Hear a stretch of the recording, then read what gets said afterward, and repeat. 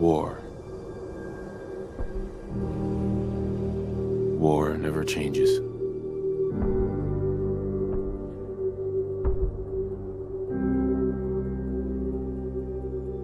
In the year 1945, my great-great-grandfather, serving in the army, wondered when he'd get to go home to his wife and the son he'd never seen. He got his wish when the US ended World War II by dropping atomic bombs on Hiroshima and Nagasaki. The world awaited Armageddon. Instead, something miraculous happened. We began to use atomic energy not as a weapon, but as a nearly limitless source of power. People enjoyed luxuries once thought the realm of science fiction. Domestic robots, fusion-powered cars, portable computers. But then, in the 21st century, people awoke from the American dream. Years of consumption led to shortages of every major resource. The entire world unraveled. Peace became a distant memory. It is now the year 2077. We stand on the brink of total war. And I am afraid. For myself, for my wife, for my infant son. Because if my time in the army taught me one thing,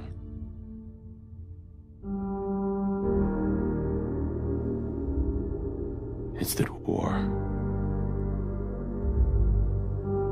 never changes.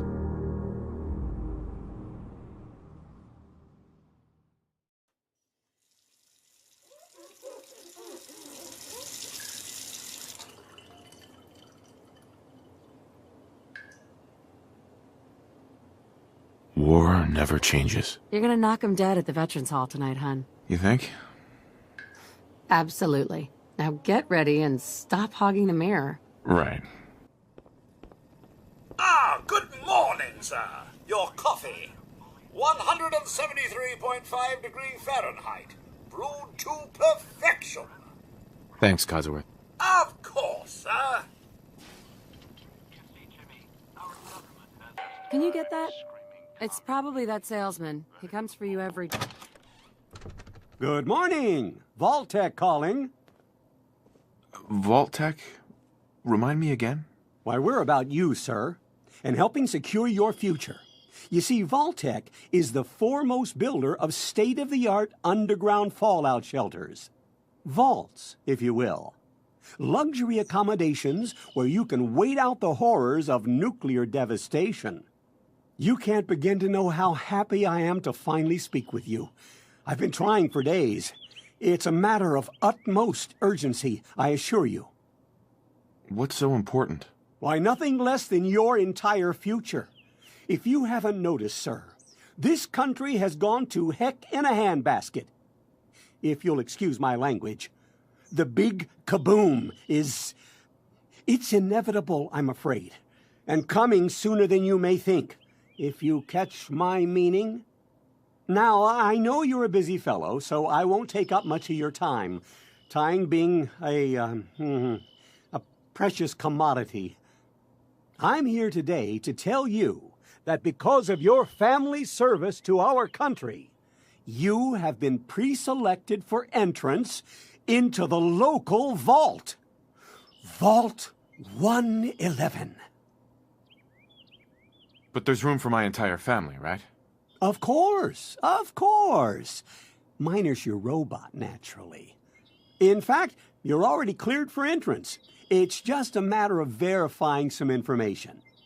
Don't want there to be any holdups in the unforeseen event of total atomic annihilation. Won't take but a moment. Sure, let's do it. Splendid! Splendid. Now, let's see. Wonderful. That's everything. Just gonna walk this over to the vault. Congratulations on being prepared for the future. Thanks again. Hey, it's peace of mind. That's worth a little paperwork, right? For you and Sean, no price is too high. Good answer. I have my moments. Mr. Harry, Sean has been changed, but he absolutely refuses to calm down. I think he needs some of that paternal affection you seem to be so good at. You heard Codsworth. Go on.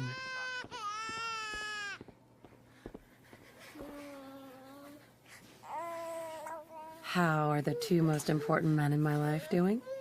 Spin the mobile a bit. He loves that.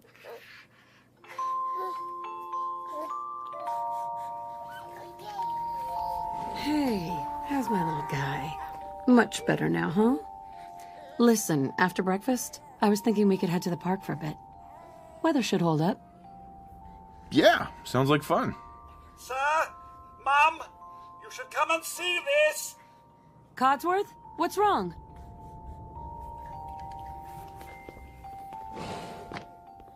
Followed by flashes, blinding flashes, sounds of explosions. We're trying to get confirmation. What? We seem to have lost What did he contact with our say? affiliate stations. We do have coming in. That's confirmed reports. I repeat, confirmed reports of nuclear detonations in New York and Pennsylvania. My God. Oh my god. We need to get to the vault. Now! I've got Sean. Let's go. I am Not on the list. Vault-Tec. You don't get in. I'm going in. You can't stop me. Okay. We need to get in. We're on the list. God, we're gonna die! Infant, adult male, adult female. Okay, go ahead. Thank you. Good luck, ma'am. You two, follow me. God help Come us on. all. What's gonna happen to all those people outside We're the doing gate? everything we can. Now keep moving.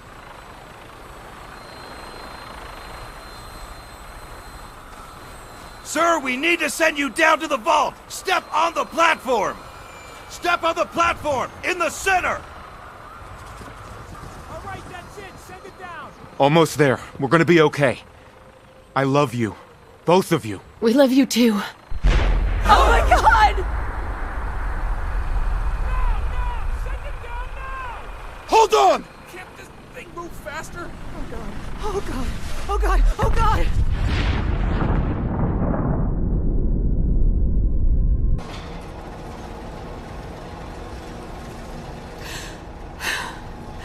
We did it. We made it. We're okay. Everyone please step off the elevator and proceed up the stairs in an orderly fashion. No need to worry, folks. We'll get everyone situated in your new home. Vault 111.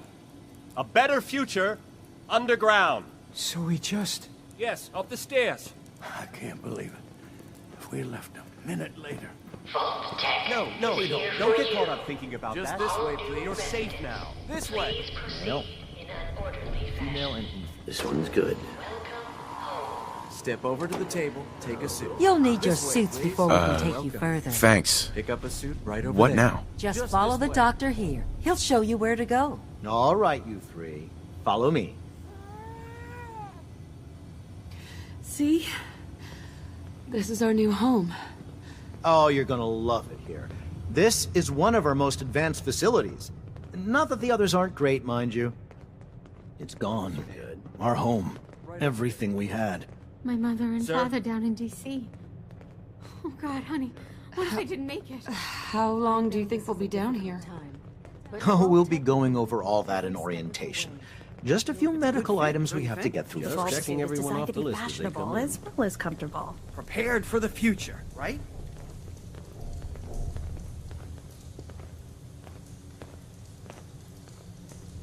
Just step in here and put your vault suit on.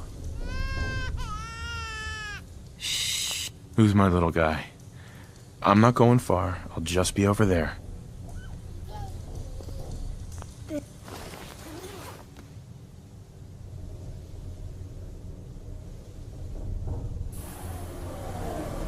The pod will decontaminate and depressurize you before we head deeper in the vault. Just relax. Time for a whole new life. Resident secure. Occupant vitals normal. Procedure complete. In 5, 4, 3, 2, 1.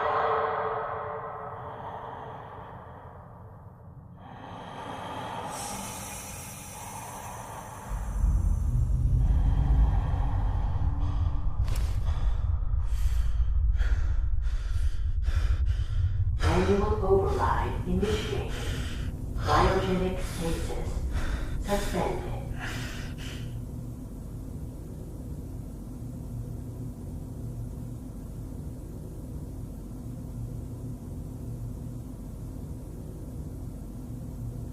This is the one.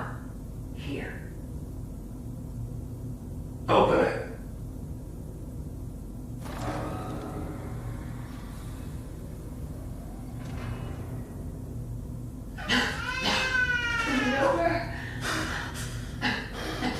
Are we okay? Almost. Everything's going to be fine. Come in. Come in. No, I got him. Let the boy go. I'm only going to tell you once. I'm not giving you Sean! God damn it. Get the kid out of here. Let's go. At least we still have the backup. Cryogenic sequence reinitialized.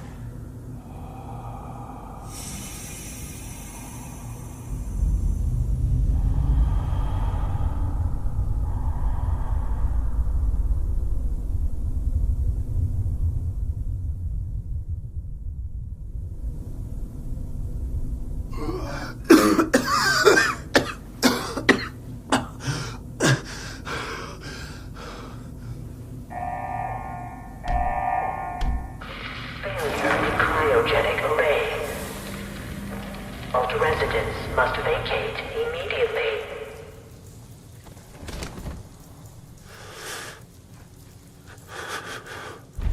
Come on! There has to be a release!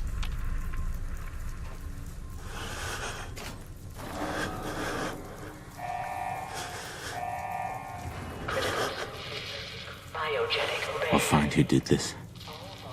And I'll get Sean back. I promise.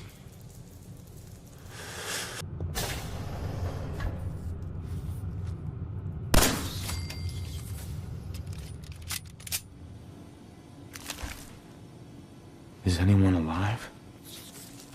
Did anyone get out?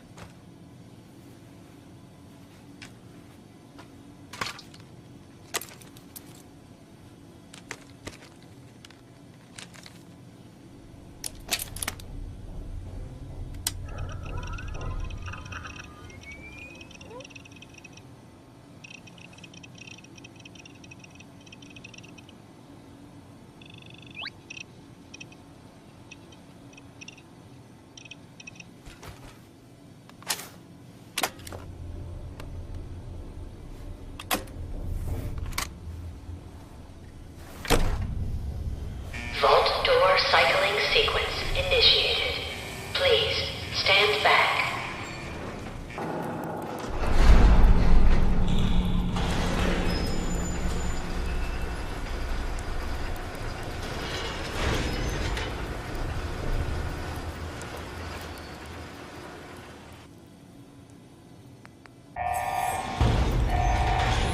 Enjoy your return to the surface, and thank you for choosing Vault Tech.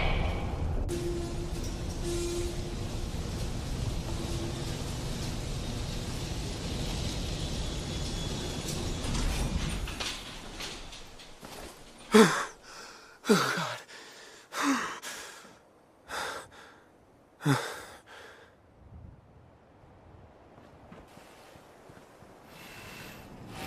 As I live and breathe. Oh, it's really you. Codsworth? You're still here. So, other people could still be alive too. Well, of course I'm still here. Surely you don't think a little radiation could deter the pride of General Atomics International? But you seem the worse for wear. Best not let the wife see you in that state, hmm?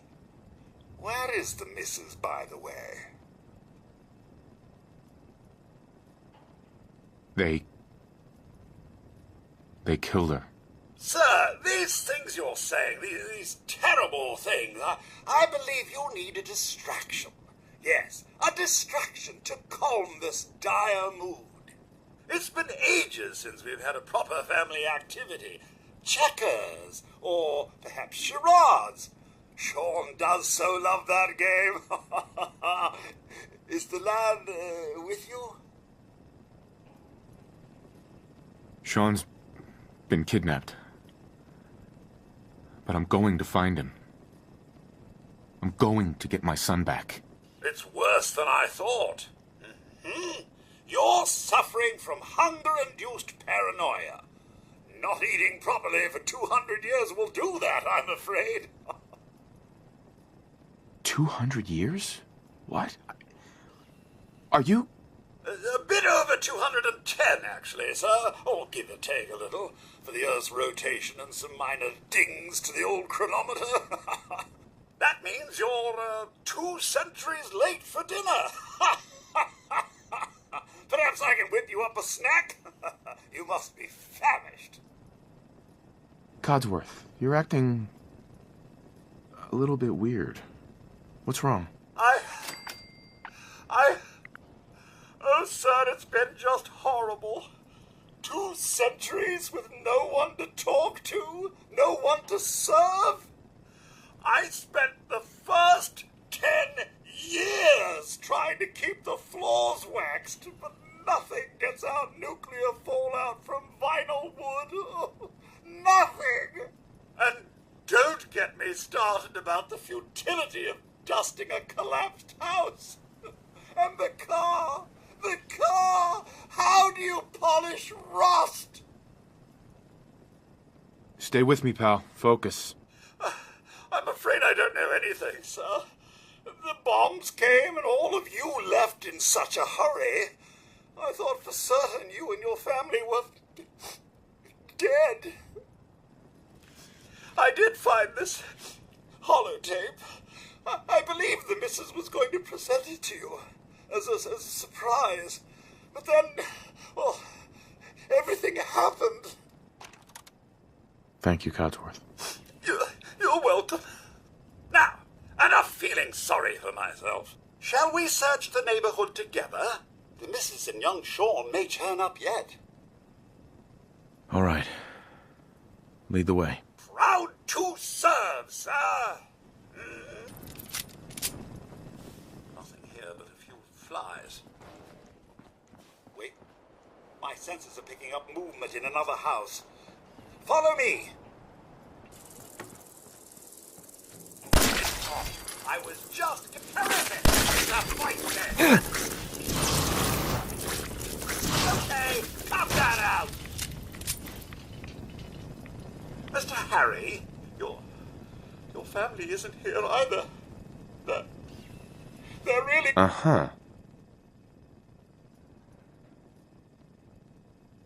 Sean's out there, Codsworth. I need to find him. What about Concord, sir? Plenty of people there. And last I checked, they only pummeled me with sticks a few times before I had to run back home. There's still people alive in Concord?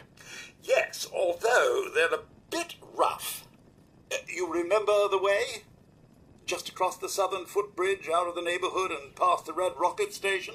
I shall remain here and secure the home front.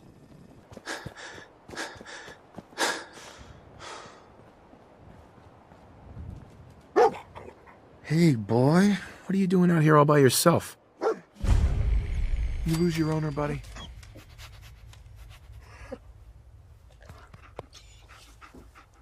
Okay, then. Let's stick together. In here!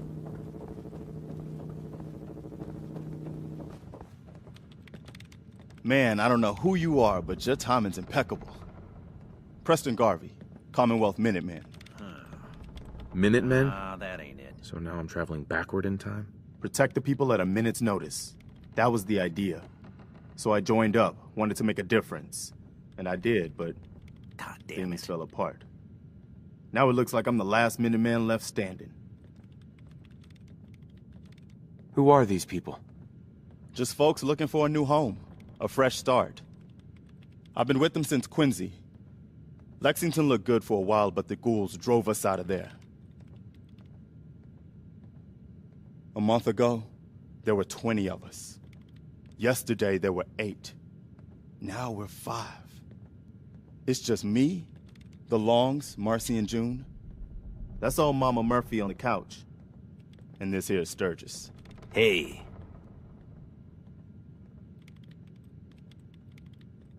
Sorry. Sounds rough. God damn it. Thanks. It's good to meet someone who really cares. Anyway, we figured Concord would be a safe place to settle. Those raiders proved us wrong.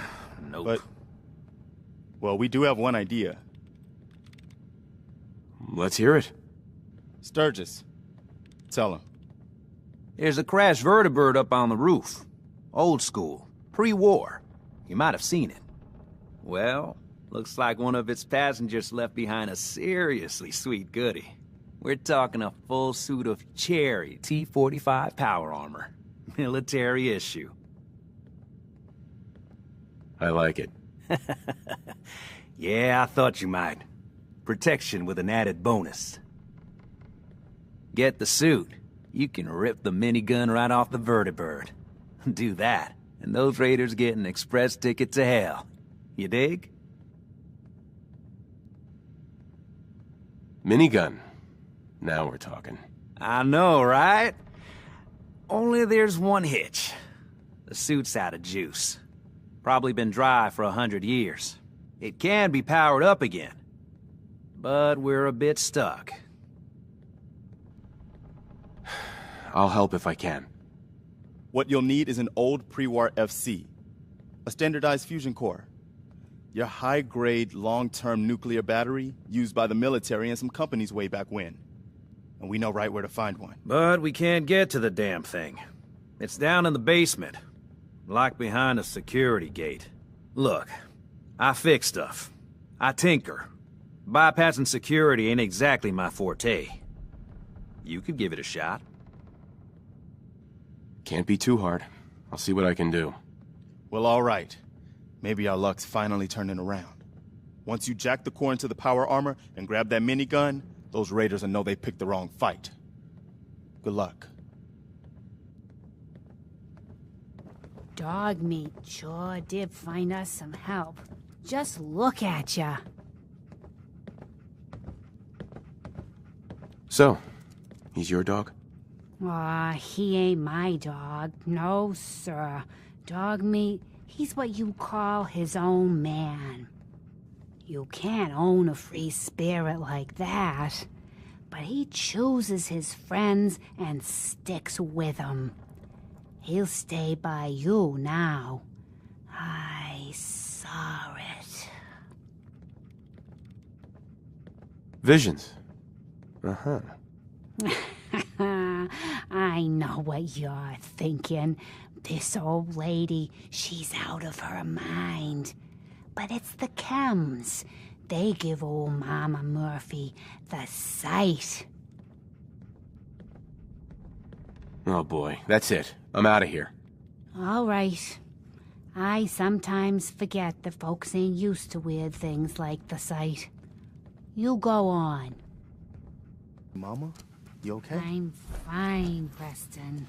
Listen.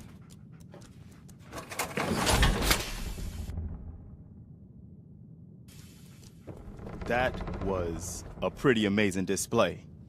I'm just glad you're on our side. You guys gonna be okay now? Yeah, for a while anyway. We can at least move someplace. Listen, when we first met, you asked about the Minutemen. One thing you should know about us, we help out our friends. So here, For everything you've done, thank you. You're welcome. Anytime. Well, since you say that, maybe you'll come to Sanctuary with us. We could use your help getting settled there. All right, Garvey. I'm in. Oh, that's wonderful. But there's more to your destiny, isn't there? I've seen it, and I know your pain. My destiny? What do you mean? You're a man out of time, out of hope. But all's not lost. I can feel your son's energy. He's alive. Where is my son? Where is Sean? Oh, I wish I knew, kid. I really do. But it's not like I can see your son. I can just feel his life force, his energy. He's out there. And even I don't need the sight to tell you where you should start looking. The great green jewel of the Commonwealth. Diamond City. The biggest settlement around. What's in Diamond City? Is Sean there? Look, kid, I'm tired now. Maybe you'll bring me some chems later. The sight will paint a clearer picture. No. Mama Murphy, we talked about this. That junk. It's gonna kill you. Ah, shush, Preston. We're all gonna die eventually. We're gonna need the sight. And our new friend here, he's gonna need it too. Now let's get going. Sanctuary awaits. All right, folks. Thanks to our friend here, it's safe to move out. We're heading for that place Mama Murphy knows about. Sanctuary. It's not far. She knows about it? You mean she had one of her visions while she was stoned out of her gourd? And now you want us to just head out on another wild goose chase based on no better plan than Mama Murphy saw it? It can Oh, hardly hold turn on, out hold any on. worse than... Everybody just take it easy. We're all in this together, right? So, Marcy, you got a better idea of what we should do next? Anybody? Well then, Sanctuary it is. Let's just hope it lives up to its name.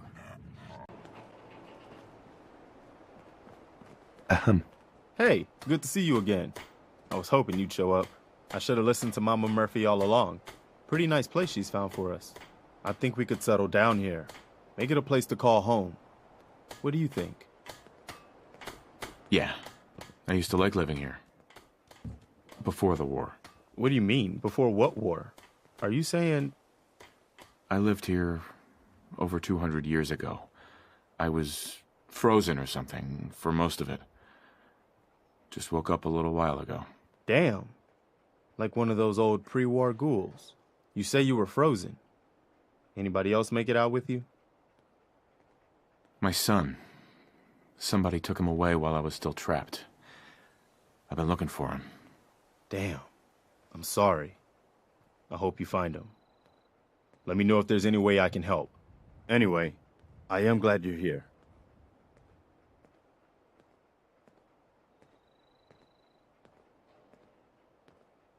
And I hope you don't mind, but I've got another favor to ask. I've had word from a settlement asking for help. There's still hope in there are Minutemen out there somewhere. The only chance to start rebuilding the Minutemen is to show people that they can count on us when they need us. Trouble is, I've got my hands full here. Do you think you could go help out the settlement? I'd be glad to help. That's fantastic. The Minutemen could use more people like you. By the way, if you want to help out around here at all, talk to Sturgis. I'm sure he'd be glad for all the help he can get. You're tied to this place, kid. Your energy. My energy? What do you mean? Thought I told you before, kid. I saw you leave that icebox. I know your pain. This world, it's not yours.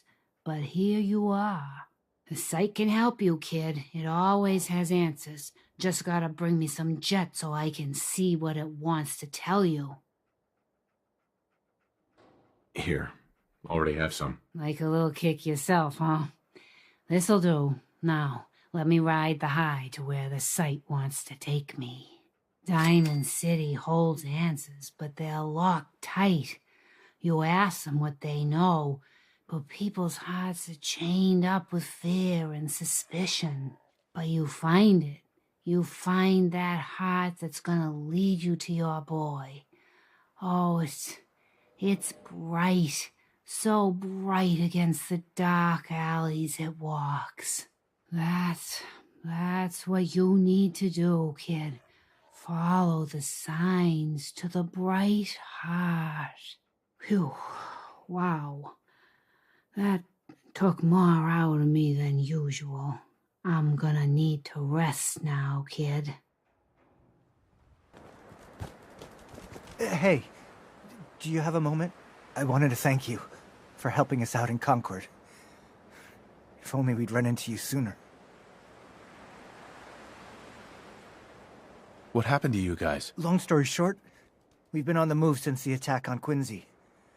There used to be more of us. My son, he's gone. Your son? What was his name? Kyle. My son's name was Kyle. That's awful. No parent should have to lose their child. No, they shouldn't. I just keep thinking, maybe I could have done more. Anyway, thanks again.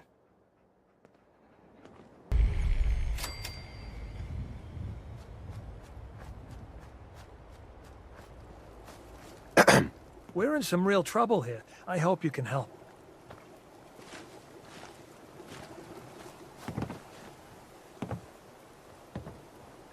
Hi. What do you want? We don't need any more trouble around here. Do you always point a gun at everyone you meet? I'm afraid I do these days. If we lose any more of our crops, we'll be done for. Now you best get yourself on down the road. We've got nothing for you. Take it easy. I'm with the Minutemen. I'm here to help. You're with the Minutemen? I didn't really think you fellas still existed. We sent word with one of them passing traders, but honestly, I never expected anything to come of it. Most people don't put much stock in the Minutemen these days after Quincy. Bad business, that. Do you want my help, or should I be on my way? Don't get the wrong idea. I'm damn glad you're here. There's a raider gang that's been giving us trouble for weeks. Stealing food and supplies, threatening to kill us all if we don't pony up. We know where they're coming from, but we can't go up against a gang like that.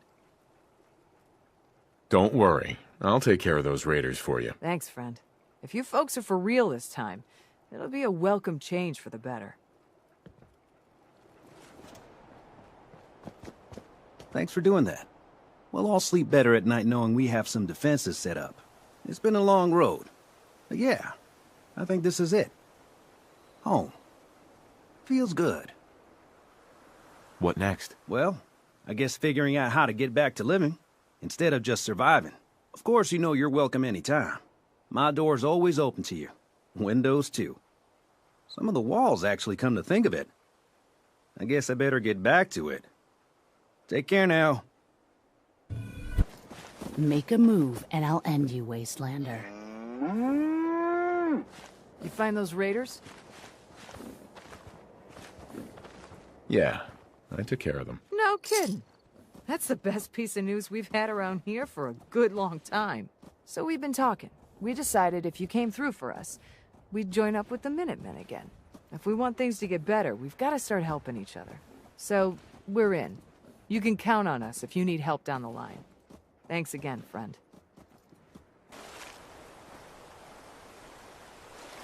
You know that settlement you sent me to help? They've decided to join the Minutemen. That's great news. I knew you were the right person for the job. By the way, you should have one of these flare guns. You can use it to signal for help from any nearby Minutemen. Not much use yet, but once we have more allied settlements, you'll have help whenever you need it. So, there's something I need to ask you. I guess you know I'm one of the last of the Minutemen. But I never really told you what happened to us. I'm listening. Have you heard of the Quincy massacre? What was it? I thought everyone in the Commonwealth knew about that by now. Where the Minutemen betrayed each other and the people they were supposed to protect. I was with Colonel Hollis's group. A mercenary group called the Gunners was attacking Quincy.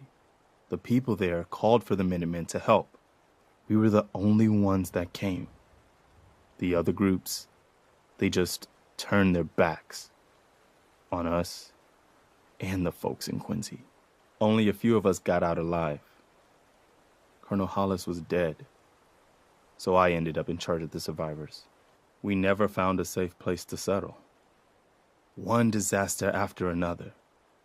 You saw how it ended in Concord? As long as you don't give up, the Minutemen will survive. I'm not about to give up, but I can't protect the Commonwealth all by myself. Hell, I could barely protect these people. That's why I'm talking to you. I can't rebuild the Minutemen, but I think you can. Hey, that means a lot coming from you, Garvey. I appreciate that. Does that mean you'll do it? Okay, I'll do it. Good. Good. Welcome aboard. I feel like this is a whole new start for the Minutemen, and the Commonwealth, too. Don't worry. I'll be right beside you all the way, General.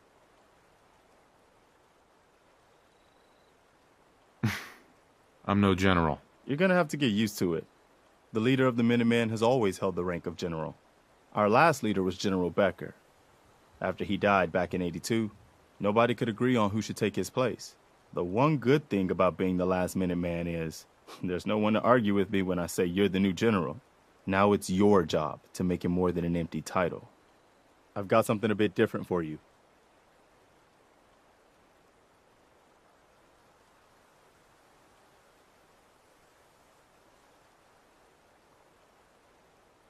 Our scouts have found a promising spot for a new settlement.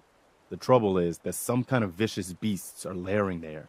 Once you clear it out, set up a radio beacon to let settlers know about it. Before you know it, we'll have a thriving new farm instead of wasteland. We'll take back the Commonwealth, one piece at a time.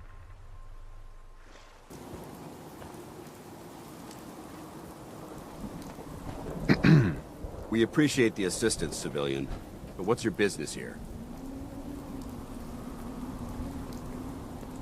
Before I answer, will you tell me who you are? In due time. If you want to remain in our compound, I suggest you answer my question first. I'm just trying to survive out here, like everyone else. The way you charged in and engaged those ferals, I find that a bit difficult to believe. Are you from a local settlement? Do all these questions really matter? After all, I helped you fight those ferals. This would be much easier for both of us if you'd cooperate. Now, where are you from? I'm from Sanctuary Hills, on the other side of Concord. I've seen the location on our maps, but I've never visited the area myself. There isn't much over there for us to collect. If I appear suspicious, it's because our mission here has been difficult. Since the moment we arrived in the Commonwealth, we've been constantly under fire. If you want to continue pitching in, we could use an extra gun on our side.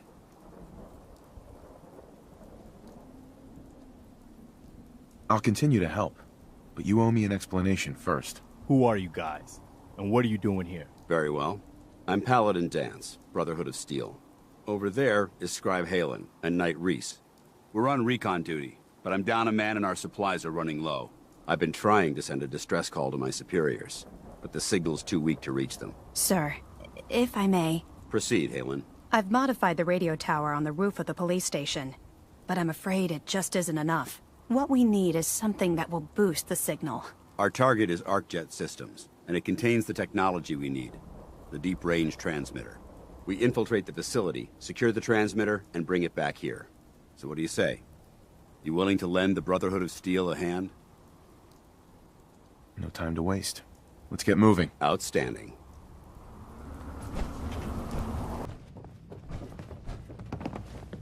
Think you're some kind of hotshot? Whatever. I don't have time for this. You better make time then, and learn your place. You're hired help, and that's all there is to it. Is there any way to earn your respect? Do what you're told. Keep your head down and your mouth shut. Now why don't you run off and see if Top needs you to do anything else?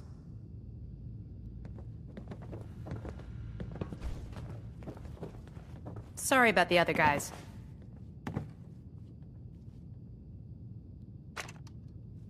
Why are you cutting me so much slack? I'm a medic. Call it my bedside manner. Look, it may not seem like it, but Danse is a good man. He's just all soldier. Protocol is his bread and butter. And Reese? Well, let's just say he's as hard-headed as a Mr. Gutsy. But you know what? I trust both of them with my life. Because they're good people. And that's hard to come by nowadays. Log entry 324A. I'm starting to wonder if joining the Brotherhood of Steel was a good choice. I originally signed up seeking protection and comradeship, but I'm worried that I've traded away a bit of my humanity in the process. The Brotherhood's message of hope for the future is idealistic and noble, but their methods leave a lot to be desired. The leadership seems especially misguided. Instead of diplomacy, they wield violent confrontation to exert control. Despite all that, I've been successfully avoiding the fighting by following the career path of a field scribe. I suppose only time will tell how long I can stand the sight of spilled blood over my own moral fiber.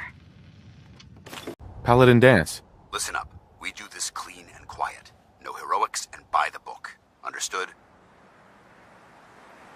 Why are we at ArcJet again? We're here to retrieve a device that will boost the signal from the radio tower at the Cambridge police station. Without it, we can't make contact with our superiors. Remember, our primary target is the deep-range transmitter. Stay focused and check your fire. I don't want to be hit by stray bullets.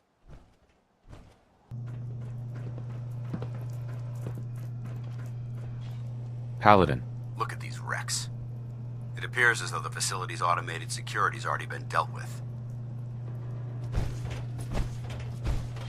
Good.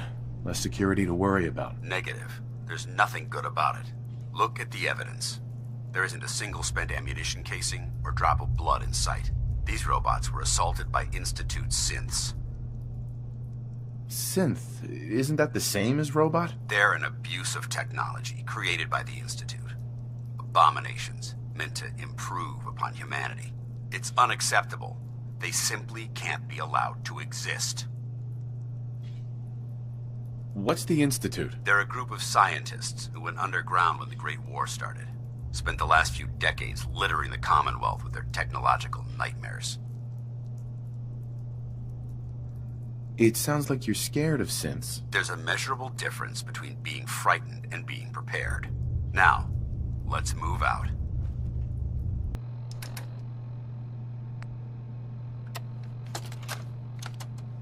Why the heck are they making us record this?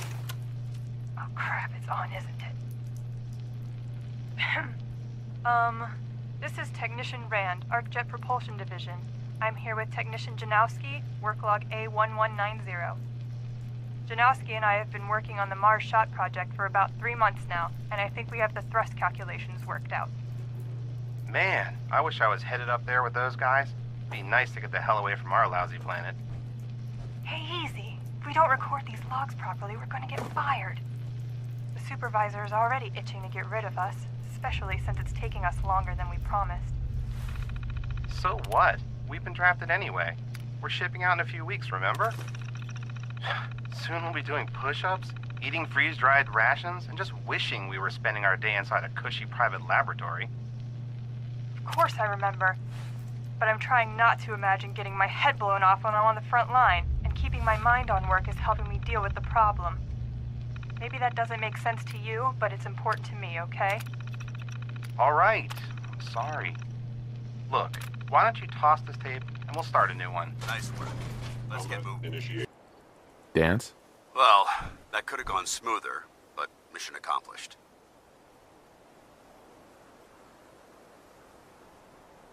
I thought we worked well as a team. Agreed. It's a refreshing change to work with a civilian who can follow orders properly. That being said, I believe we have 2 important matters to discuss.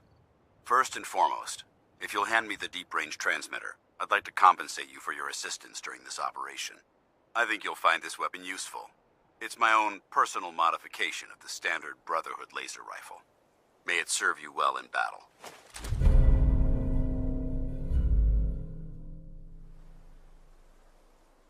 Thank you. You're welcome, civilian. Now, as far as the second matter goes, I wanted to make you a proposal. We had a lot thrown at us back there. Our op could have ended in disaster, but you kept your cool and handled it like a soldier. There's no doubt in my mind that you've got what it takes. The way I see it, you've got a choice. You could spend the rest of your life wandering from place to place, trading an extra hand for a meager reward. Or, you could join the Brotherhood of Steel and make your mark on the world. So, what do you say? I'd be honored to join. I hope you know what you're doing, General. You seem to trust in the good intentions of the Brotherhood a lot more than I do. One day, you may have to choose between them and us. I hope it never comes to that. That's what I wanted to hear. Meet me back at the police station, and we'll discuss the details.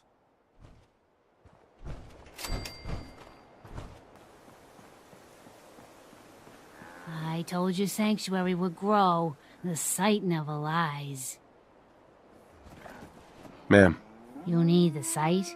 It's telling me Mentats will give us the right high for another insight into your destiny.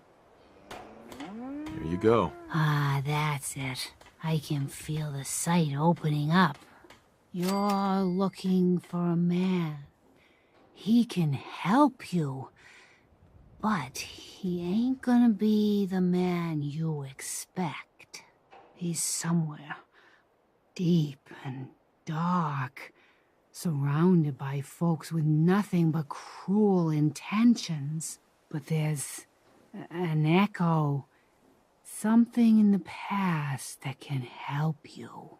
When you meet the fat man and the angry woman, tell them to remember the quarry and Lily June on the rocks, and they'll let you and your friend pass. Don't mind me, kid. The chems are just acting up a bit. I'll be fine, eventually.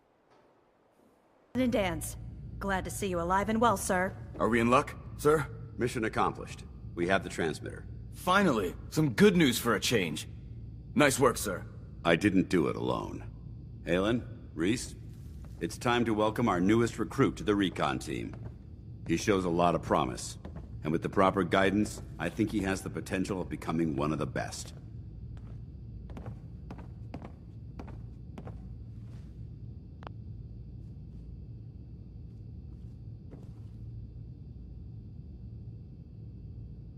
Thanks.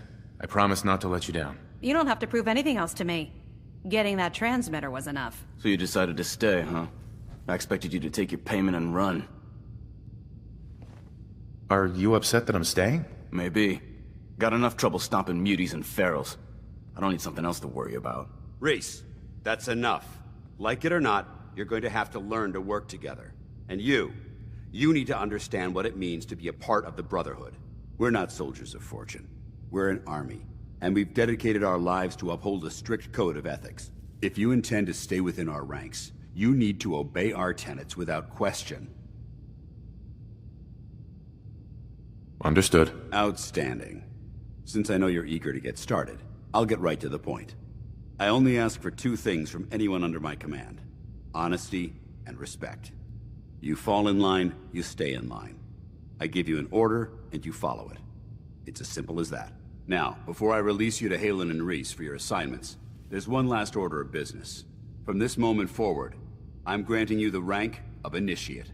This is only a training rank. I'm not permitted to grant ranks any higher than that. Why can't you promote me beyond Initiate? Only an Elder can promote you beyond Initiate. After we get the transmitter up and running, I'll call in and see what I can do. Thank you. Thanks aren't necessary. Just continue excelling at your duties, soldier. Ad Victoriam, Initiate. He doesn't even know what that means, Halen. Ad Victoriam means to victory. In our eyes, defeat is unacceptable, because we're fighting for the future of mankind. Our rallying cry is more powerful than any weapon you could ever carry. Remember that. Now, I need you to report to Halen or Reese for your next assignment. Dismissed, soldier. Scribe? Reese still giving you the cold shoulder? I can handle it. If you could, you'd be the first. Reese bleeds brotherhood. It's all he cares about. It's his family. It's his whole life. If anything else comes into the picture and gets in the way, he shoves it aside. I'll just stay out of his way for now. That would be best. Give him time. He'll come around. So, are you ready to take on your first assignment? Ready. Great. Let me explain what I need you to do.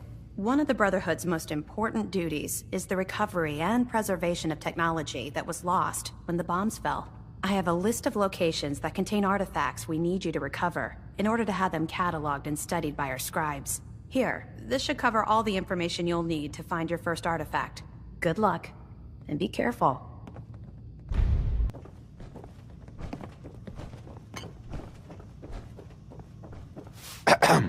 All right, out with it. What's your game? Give me a break. I can't win with you. Win? This isn't a contest. I'm just trying to understand what you're doing here. You're not the military type. You're a loner. So I can't figure out why you're sticking around. You got what you wanted, so why don't you hit the road? The Brotherhood might be the best chance I'll ever have to find my son. Well, as far as reasons go, that's a pretty good one. Look, I'm gonna cut you some slack because Danse trusts you. But if you step out of line and put any of my brothers or sisters in danger, I'll make sure you regret it. So, ready for your assignment, hero? Ready. Then listen up. Like it or not, one of our most important duties is to keep the Commonwealth clear of the trash. I'm talking about mutants, ghouls, synths. The abominations the damn eggheads caused when they started playing with their toys. This op is simple. I'm gonna send you to a target, and you're gonna terminate everything that calls it home. All the details you need are right here. Don't come back until the job's done. Welcome back. I've got another mission for you, if you're ready. Just tell me what you need. All right. Over the years, the Brotherhood has sent several recon teams to the Commonwealth. The last squad went in 3 years ago. They never reported back. Officially, they're missing, presumed dead. Was there a rescue mission? No. The Brotherhood doesn't have the resources or the manpower to conduct a search like that. Everyone who signs up for a recon mission knows the risks. Our lives depend on our training and on each other. But if a team is lost, we honor those who give their lives in the line of duty. We have a responsibility to find out what happened to them, if we can. Where should I begin? Their insertion point was in the hills near Malden. Survey the area and establish a search pattern. Monitor your radio for distress signals. All recon teams are issued distress pulsers that put out a short-range homing beacon. If you can acquire a signal, you should be able to trace it to its source. Well, look who's back. I take it that area's clear? I think I got everything. If you don't know, how am I supposed to? Why don't you come back when you're ready? Good. You're back. Does this mean you're ready to recover more technology? Excuse me. So, are you finished or what? Affirmative. Impressive. Keep proving your worth. I may start to trust you. Here, take this. If you don't like it, tough. Recon's always coming in. Once you've prepped for your next mission, come find me. I'm not ready. I'll be here when you are.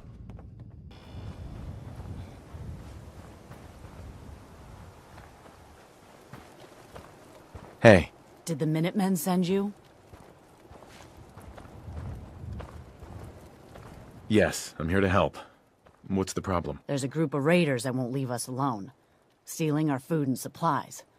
Threatening us if we can't give them what they want. We know where they're coming from, but we can't stand up to them ourselves. Any idea how many raiders we're talking about? No telling, I'm afraid. This time there were 3, but who knows how many are back at their base.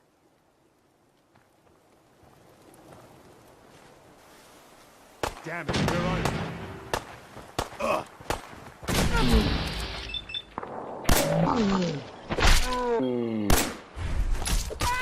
That's that. Do you have a minute?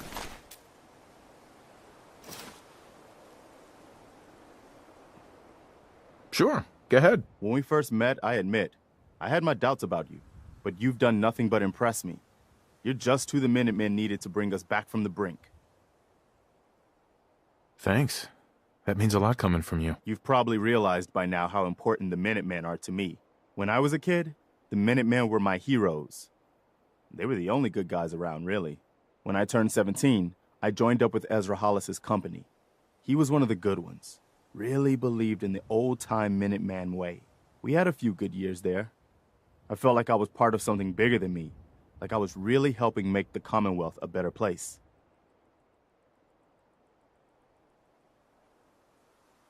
If things were so great back then, how did it all fall apart so fast? I'm sure there was a lot I didn't see or know enough to pay attention to. You know, the politics and rivalries and bad blood between the different groups. I guess General Becker was able to keep a lid on it, keep everyone more or less on the same team. But after he was killed, it all came out in the open. I couldn't believe it at first. These guys were supposed to be Minutemen. They were supposed to put their duty to the people ahead of everything else. You probably think I was pretty naive, huh? I guess I was. Still am, too. Even after everything, I still believe that the Minutemen can be what I always thought they were. The good guys. We are the good guys. We're doing our best. And a lot of it has to do with your example. So I guess what I'm trying to say is, thanks. Anyway, I appreciate you taking the time to listen. Anytime, Preston. Thanks, man. We'd probably better get back to it.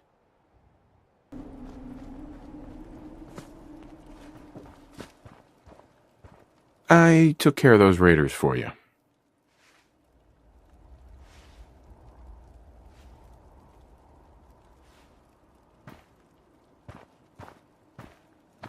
Really?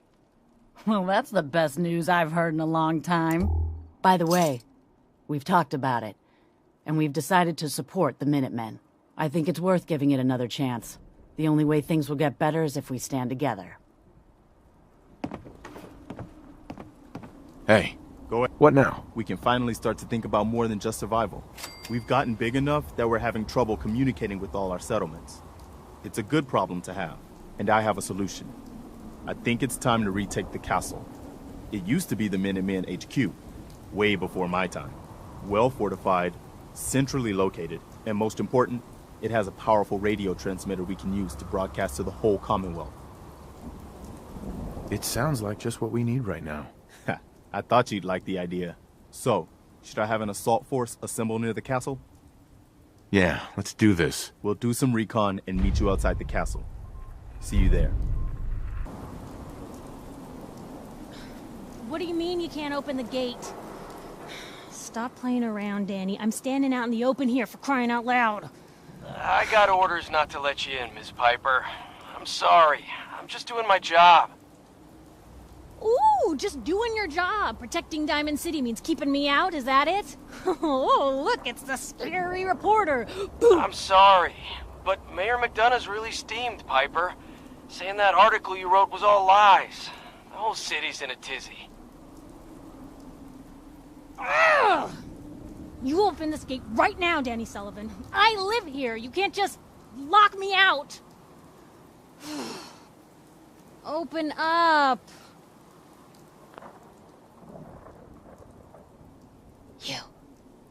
You want into Diamond City, right? I just got here, but yeah. Shh. Lay along. What's that? You said you're a trader up from Quincy? You have enough supplies to keep the general store stocked for a whole month? You hear that, Danny?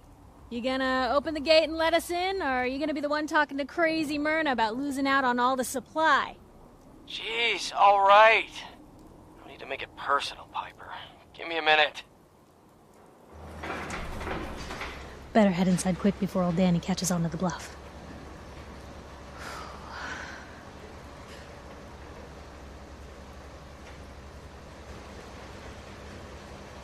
Sounds good. Let's go. Another great day in Diamond City.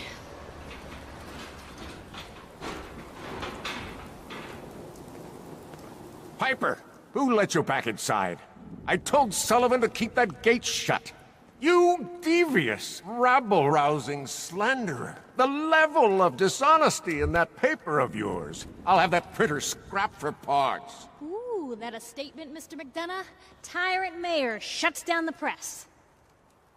Why don't we ask the newcomer? You support the news? Because the mayor's threatened to throw free speech in the dumpster. This really isn't any of my business. Oh, I didn't mean to bring you into this argument, good sir. No. You look like Diamond City material. Welcome to the great green jewel of the Commonwealth. Safe, happy, a fine place to come. Spend your money. Settle down. Don't let this muckraker here tell you otherwise, all right? What are you two arguing about, anyway? What do you think? Print lies and everybody's happy, but if you print the truth... Now, was there anything particular you came to our city for? Just looking for something. Oh, what is it you're looking for? My son, Sean. He's less than a year old. Wait, your son's missing? Oh, you hear that, McDonough? What's Diamond City Security doing to help this man, huh? This isn't the first missing persons report to come through here, and now we have an infant who's been taken? No, don't listen to her. Well, I'm afraid that our security team can't follow every case that comes through. I'm confident that you can find help here. Diamond City has every conceivable service known to man. One of our great citizens can surely find the time to help you. I hope so. This is ridiculous. Diamond City Security can't spare one officer to help. I want the truth, McDonough. What's the real reason security never investigates any kidnappings? I've had enough of this, Piper. From now on, consider you and that little sister of yours on notice. Yeah, keep talking, McDonough. That's all you're good for. A big Diamond City welcome from the mayor. You feel honored yet? Look, I gotta go get settled in, but, stop by my office later. I have an idea for an article you'd be perfect for.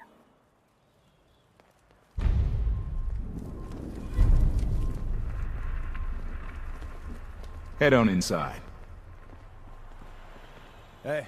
So, you're that traitor Piper was talking about. Something tells me she's pulled the wool over my eyes again. Am I right? I didn't mean to lie, officer. It all just happened so fast. You're not the first guy Piper pulled into a heap of trouble he wasn't ready for. Thanks for being honest. If it were up to me, we would have just let the both of you in. But the mayor's calling the shots, and... well, you saw how mad he is. Hey, what's brought you into town anyway? Be good to note it down in the logs. I'm trying to find someone. Is that so? Who are you looking for? My boy Sean's been kidnapped. He's just a baby. Oh, look, I'm sorry, but we're under orders not to get involved in missing person cases. There's a lot of Institute paranoia right now, and we can't really risk fanning those flames with official action. What if people panic?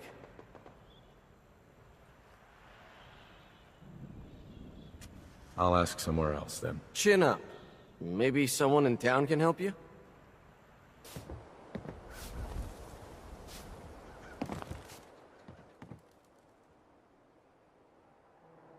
Hey, kiddo. How are the paper sales? Well, the presses are getting overloaded. That motor is going to go soon if we don't replace it. You've been saying that for weeks and the old girl still keeps cranking. Stop worrying so much.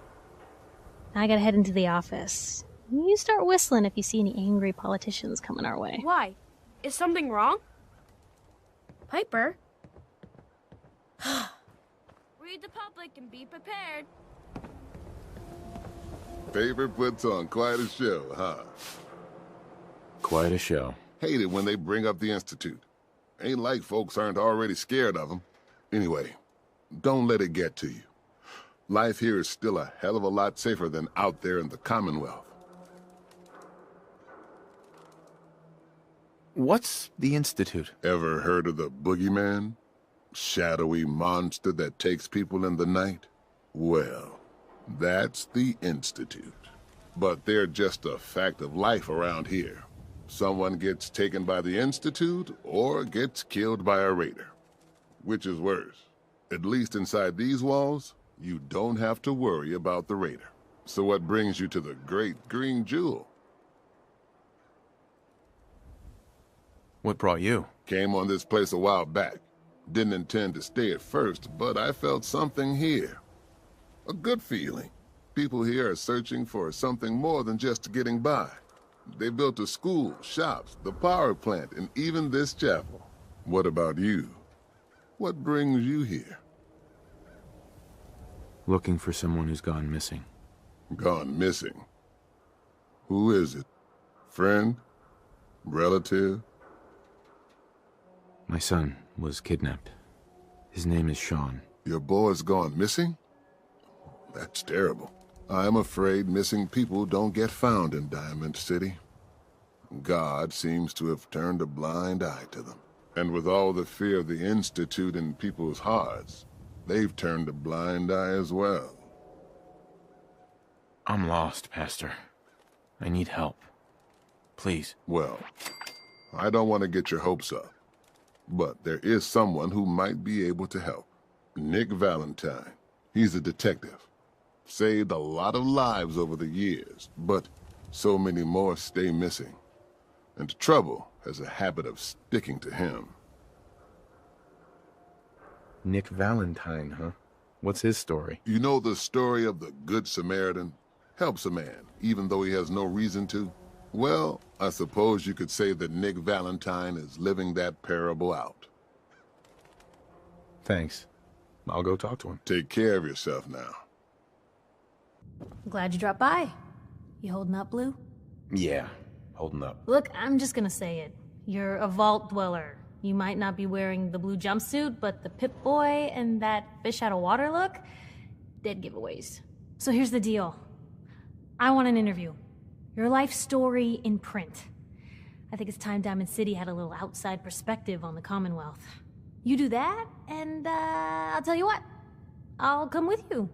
Watch your back while you get used to the world above ground. All right, Piper. I'm in. Good. Let's get down to business. So, I know you're from a vault. How would you describe your time on the inside? My family and I were frozen. I didn't spend much time in the vault. Wait, they boxed you up in a fridge? The whole time? Are you saying you were alive before the war? Yes. I'm over 200 years old. Oh my god.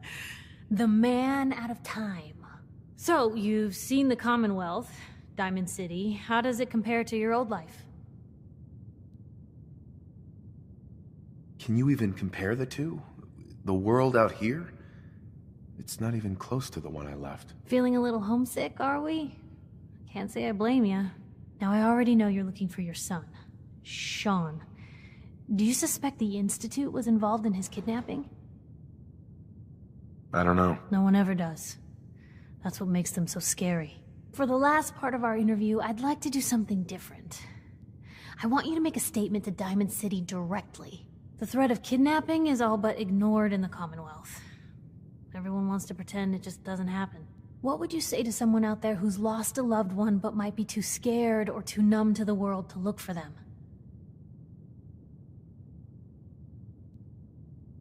No matter how much you want to give up, don't. You have to have hope that you'll see them again. Or at least, that you'll know the truth. A strong note to end on, Blue. Thanks. That's everything. It's gonna take some time to put this all together, but I think your story is gonna give Diamond City plenty to talk about. Anyway, I agreed to come with you, right? Watch your back? Just say the word when you're ready. I can't wait to see where this story goes next. Hey. Point the way. Hey, Piper. You look like you could use a pick-me-up. Your thoughts? Nice being on the move again. Fewer paper cuts than back home. Are things all right between us? It's hard to say at the moment. I think I need you to show me you're not just out here for yourself. That's all. Sure. How you doing in there, Valentine? Feeling hungry? Want a snack? Keep talking, meathead. It'll give Skinny Malone more time to think about how he's gonna bump you off. Don't give me that crap, Valentine. You know nothing, you got nothing. Really? I saw him writing your name down in that black book of his. Lousy, cheating card shark, I think was his exact words. Hey? Then he started across 3 times. More than that.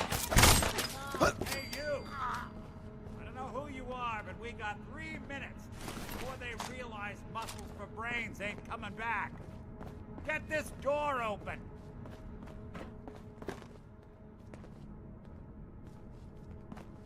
Ah, my knight in shining armor.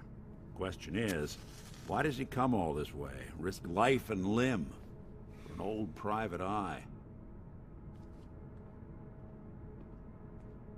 My son, Sean, is missing.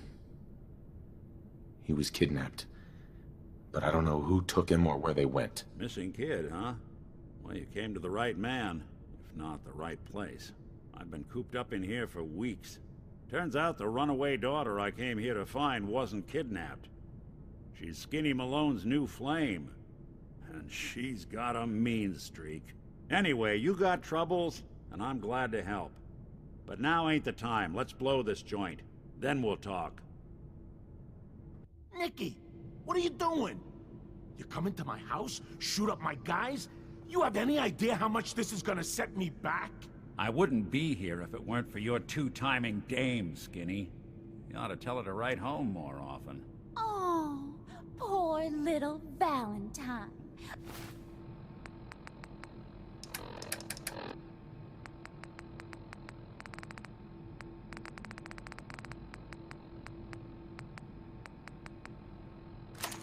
Ashamed you got beat up by a girl? I'll just run back home to Daddy, shall I? Should've left it alone, Nicky. This ain't the old neighborhood. In this vault, I'm king of the castle, you hear me? And I ain't letting some private dick shut us down now that I finally got a good thing going. I told you we should have just killed him! But then you had to get all sentimental. All that stupid crap about the old times. Darla, I'm handling this. Skinny Malone's always got things under control. Oh yeah? Then what's this guy doing here, huh? Valentine must have brought him here to rub us all out? Wait, Skinny. Remember the quarry? Lily June on the rocks? Ring any bells? How the hell did you know about that? Okay, you two can go. You got until the count of 10. Then I don't care what happened back in the old days. You're dead. What are you doing, Skinny? Kill him! No, Darla. They get one chance to leave. Skinny Malone's putting his foot down. My mother was right. You mobsters are all just talk. We better get out of here. Ah, look at that Commonwealth sky. Never thought anything so naturally ominous could end up looking so inviting. Thanks for getting me out. How did you know where to find me, anyway? Not many people knew where I went. Your secretary, Ellie. She sent me. She did? I should give her a raise. Now, you mentioned something about your son, Sean, and how he went missing. I want you to come to my office in Diamond City. Give me all the details. Besides, I think you've earned a chance to sit down and clear your head. I'll meet you there. See you in Diamond City. Are you here? Nick? Oh God, it's really you. Well, it's hard to mistake this mug for anyone else. You keep laughing at death. Someday, death's gonna laugh back. Not as long as I got a few friends to back me up. You saved Nick, this agency, and my job. Thank you. Hey, happy to do it. Yeah? Go diving into scary pre-war ruins all the time then, do ya? Here, I know an amount wasn't on the table when you went out to find him, but you deserve a reward. Plus a little something extra. You know, if you're looking for work and don't mind putting on the detective hat, Nick sure could use a new partner. Whoa. One case at a time, Ellie. Our new friend needs our help first. All right, let's get down to business. Take a seat. Make yourself comfortable.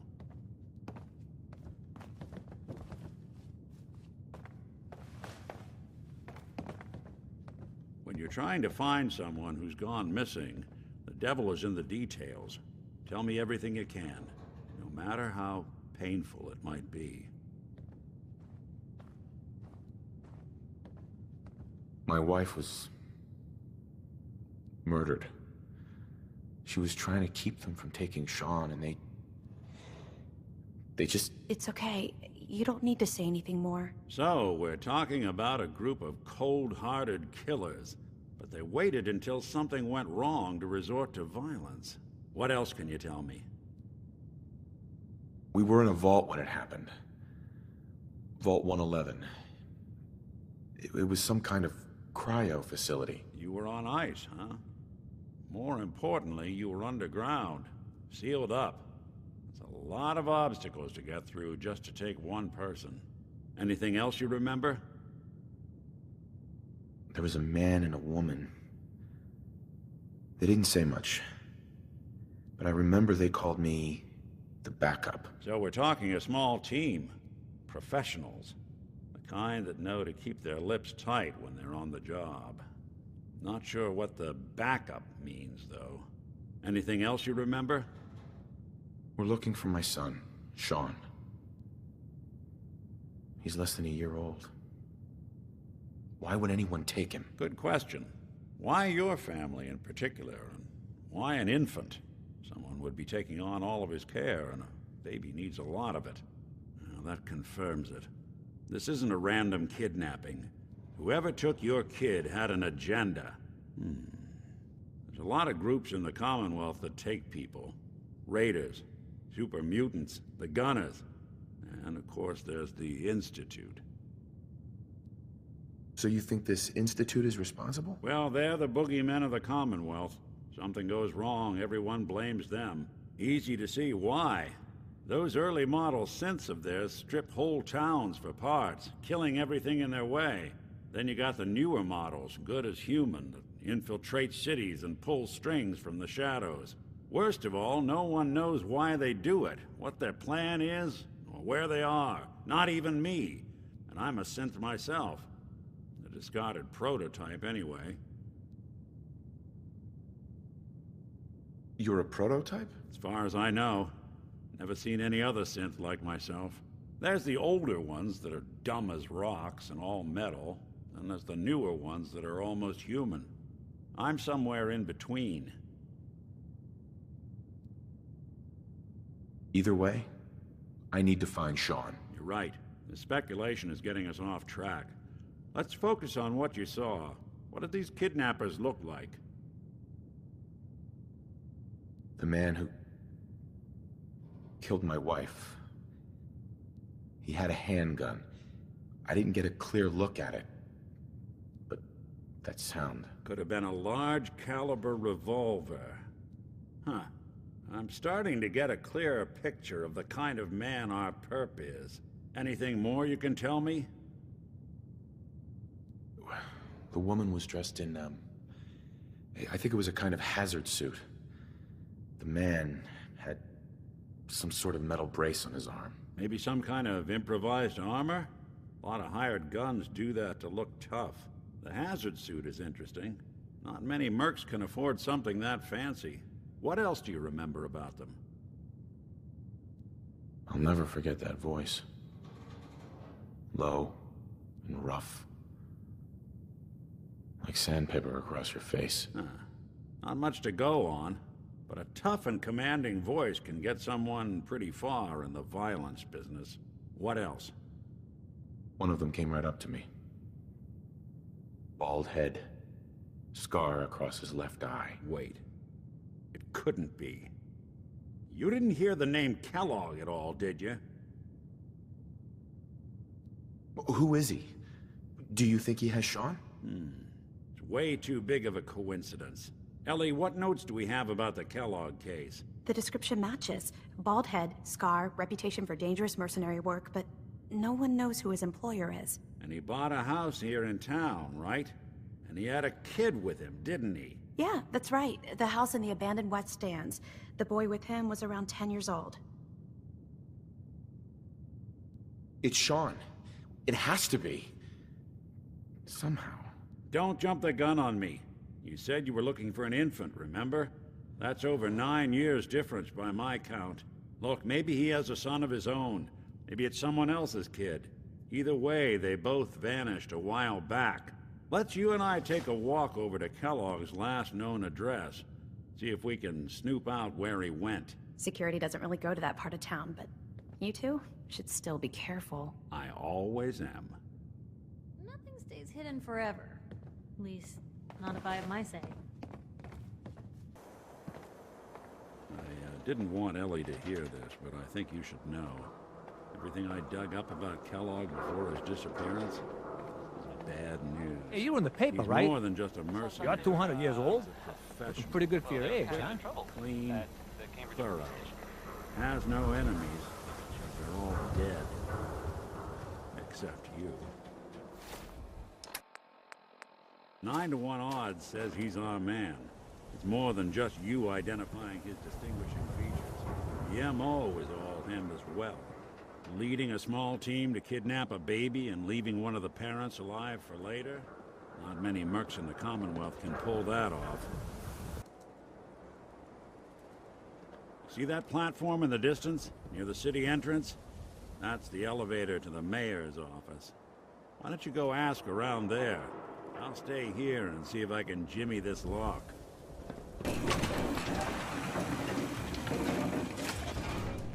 The mayor's receiving visitors as long as they aren't members of the press. Did you need help? Who do I talk to if I need to find a key to a house that's been locked up? If you're talking about a property that the city has seized, we only have one on the books.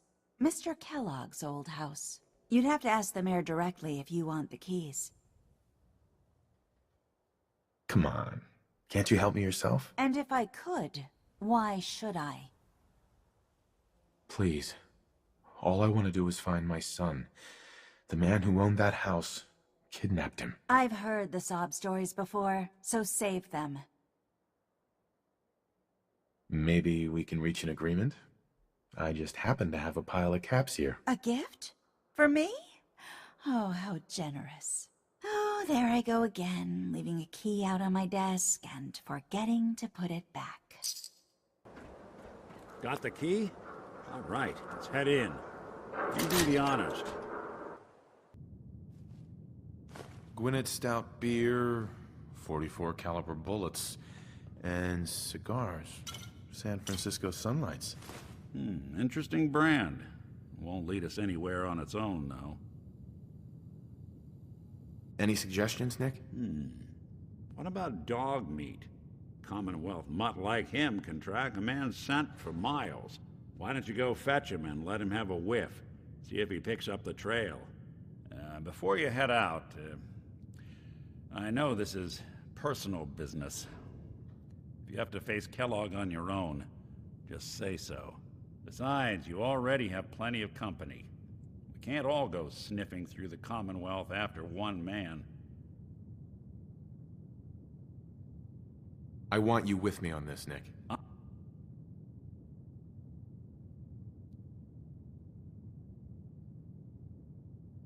All right. Let's get that bastard. This is your show from here on out, okay? You say jump, I'll say how high. Dog meat. Get the scent, boy. Got something, boy?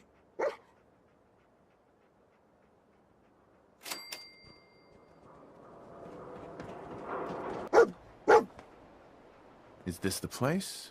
Is he in here, boy? I knew dog meat would sniff our man out. Let's you and I take it from here. Give our four-legged friend a break.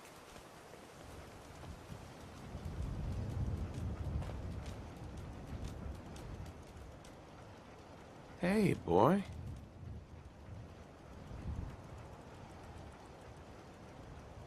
Come on, boy. It's time to go.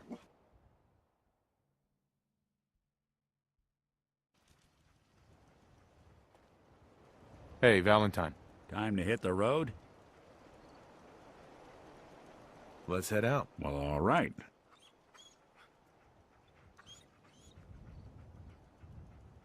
It's all right, boy. I'll take it from here.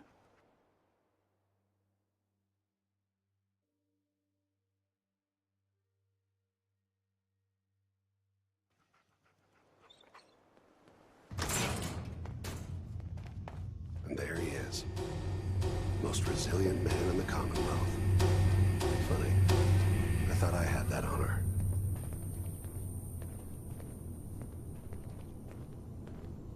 Let's, talk. Where is my son? Where is Sean? Pal, I'm just a puppet like you. My stage is a little bigger, that's all. Sean's a good kid. Bit older than you expected, am I right? But he's doing great. Only, he's not here. He's with the people pulling the strings. God damn it, you mercenary motherfucker. Where is my son? What's the cliche? So close, but yet so far away? That's Sean. But don't worry. You'll die knowing he's safe and happy. A bit older than you expected, but ah well. At least he's in a loving home. The Institute. So where is it, huh? This institute. How do I get there? Haven't you been paying attention? You don't find the Institute. The Institute finds you. You open the closet, it's just a closet. You can never find the monster that hides inside. Not until it jumps out at you. But I think we've been talking long enough. We both know how this has to end. So, you ready? You know, in 100 years, when I finally die, I only hope I go to hell, so I can kill you all over again, you piece of shit.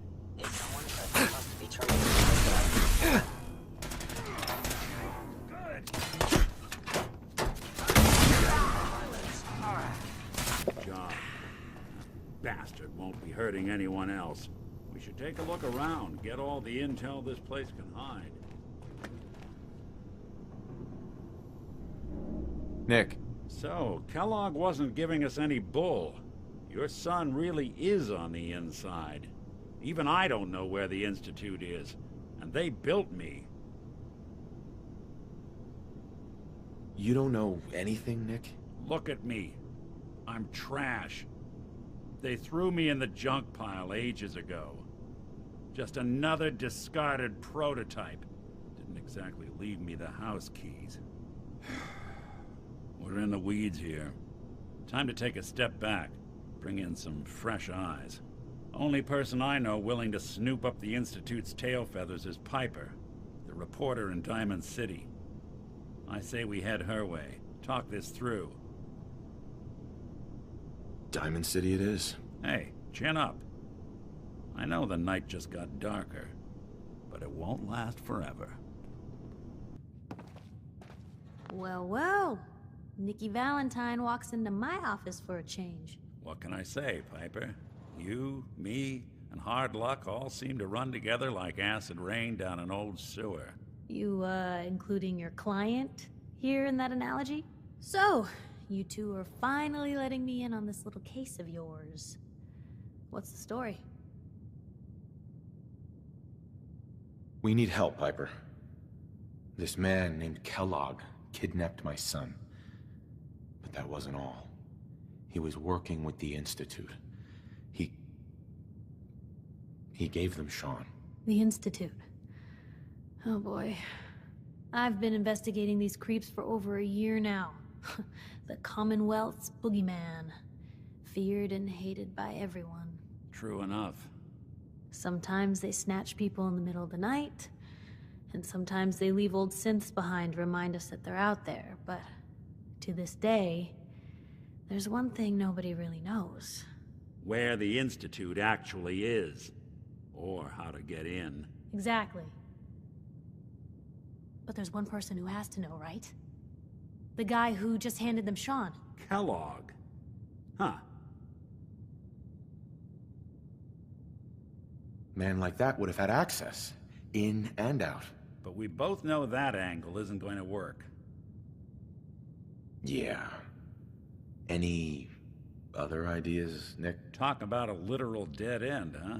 So, a murderer and a kidnapper gets his brains blown out by an avenging parent. Huh. Be a great ending if we didn't still have the biggest mystery in the Commonwealth to solve. So, what now? Gets his brains blown out. Huh. His brains. You know, we may not need the man at all. You're talking crazy here, Nick. Got a fault in the old subroutines? Look, there's a place in Good Neighbor called the Memory Den. Relive the past moments in your mind as clear as the day they happened. If anyone could get a dead brain to sing, it'll be Dr. Amari, the mind behind the memories. Who's this Dr. Amari? I'll let her give you her life story in person. Let's stay focused. I guess we're gonna need a piece of Kellogg's brain. Enough gray matter to bring to Amari and find out if this is going to work. Jesus, Nick. Gross. Seriously? I know it's grisly, but what choice do we have? We got no leads, nothing. That old Merc's brain just might have all the secrets we need to know. What exactly do we need, Nick? Kellogg's brain. It's a long shot, but Dr. Amari just might be able to get it jump-started. See what the old Merc knew.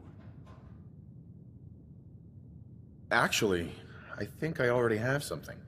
Kellogg had this thing attached to his head. Cybernetics, huh? We may have just won the lottery. Whether we're riding this crazy brain train or not, we can't all go running across the Commonwealth, so... who's coming with you? I have to go to the Memory Den either way, if I'm going to introduce you to Amari. But if you want to head there together, just say so. It's you and me, Nick. Let's get going. Don't worry. We're gonna get your boy back. Just a few more steps. While you two are out, I'm gonna do some more research. I'll be here if you need me. Well, well, Mr. Valentine. I thought you had forgotten about little old me. May have walked out of the den, Irma, but I'd never walk out on you. Amari's downstairs, you big flirt.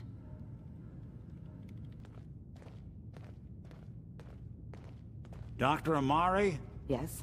Wait, I remember you. The memory inducement. Vault 111, right? What's this all about?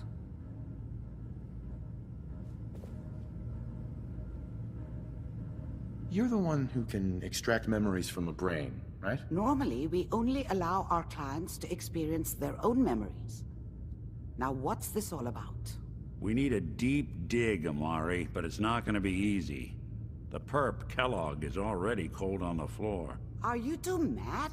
Putting aside the fact that you're asking me to defile a corpse, you don't realize that the memory simulators require intact, living brains to function. Please. Nick told me you're the only one who can make this work. This dead brain had inside knowledge of the Institute, Amari. The biggest scientific secret of the Commonwealth. You need this, and so do we. Fine. I'll take a look. But no guarantees. Do you have it with you? How much of the brain do you need exactly? That is not an encouraging question. I suppose I'll have to make do with whatever you can find. Here's what I could find. What's this? This isn't a brain. This is... Wait, that's the hippocampus. And this thing attached to it? A neural interface? Those circuits look awfully familiar. I'm not surprised. From what I've seen, all Institute technology has a similar architecture. Nick's an older model synth. Is he compatible? That's exactly what I was thinking. If we are lucky, it should hook right in. But even if this works, Mr. Valentine would be taking on a tremendous amount of risk. We're talking about wiring something to his brain. Don't worry about me, Amari. Let's do it. You really think this'll work, Nick? No idea. But we got a missing kid on the line. That's worth the risk. Whenever you're ready, Mr. Valentine, just sit down. If I start cackling like an old grizzled mercenary, pull me out, okay? Let's see here. I need you to keep talking to me, Mr. Valentine. Any slight change in your cognitive functions could be dire. Are you feeling any different? There's a lot of flashes. Static. I can't make sense of any of it, Doc. That's what I was afraid of. The mnemonic impressions are encoded. It appears the Institute has one last failsafe. There's a lock on the memories in the implant. Tell me you have a way past this, Doc. Let me think. The encryption is too strong for a single mind. But what if we use two? We load both you and Mr. Valentine into the memory loungers. Run your cognitive functions in parallel. He'll act as a host, while your consciousness drives through whatever memories we can find. Any idea what I'm gonna see in there? I have no clue. But considering we only have a single piece of the medial temporal lobe and not the whole brain, I doubt it'll be cohesive. All right. Let's get started. Just sit down over there and keep your fingers crossed. See you on the other side.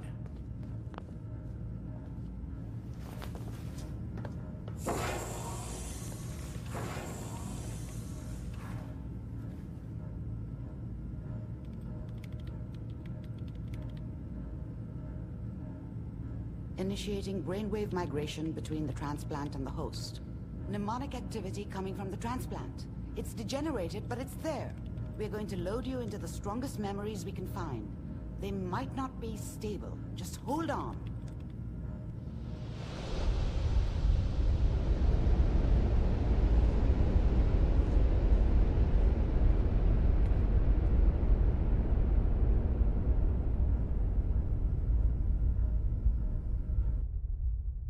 Can you hear me?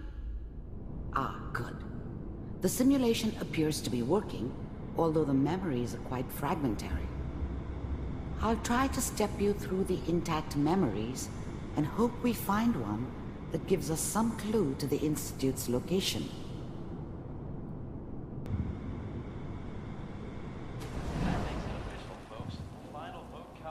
Turn down the goddamn radio! I'm trying to sleep!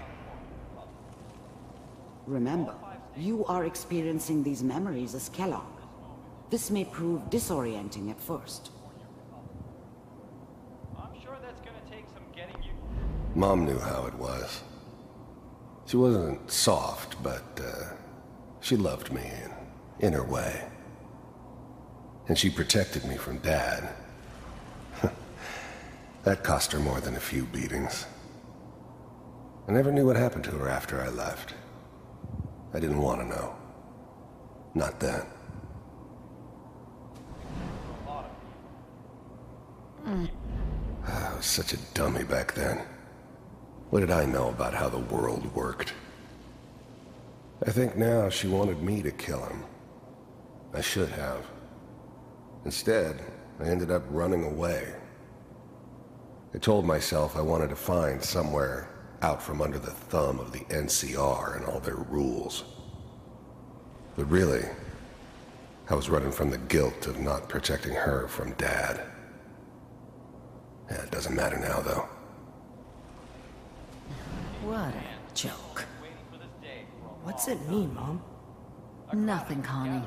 People like to talk and hope someone else is going to keep them safe. teacher at school said the NCR would bring back the good old days. Like before the big war. Don't you listen to that twaddle. I'm going to stop singing you if that's what they're teaching you. I'm going out. Where the fuck did you put my boots? Listen to me, Connie. You take this. You're old enough. You're the man of the family now. It's your job to protect us. Your father's useless, but you won't turn out like him. You're a good boy. And all that on the radio, all useless talk. The only thing that will protect you in this world is that gun in your hands. You need to learn to use it if you're going to survive. I will, Mom. I promise. I won't let you down. How did you think this was gonna end, Kellogg? You thought you could just fuck with us, and we wouldn't fuck with you? Just so you know, they died like dogs. And you weren't there to help them.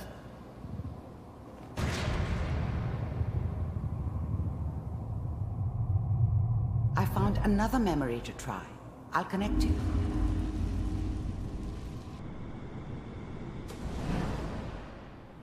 Mind if we sit down? Suit yourself.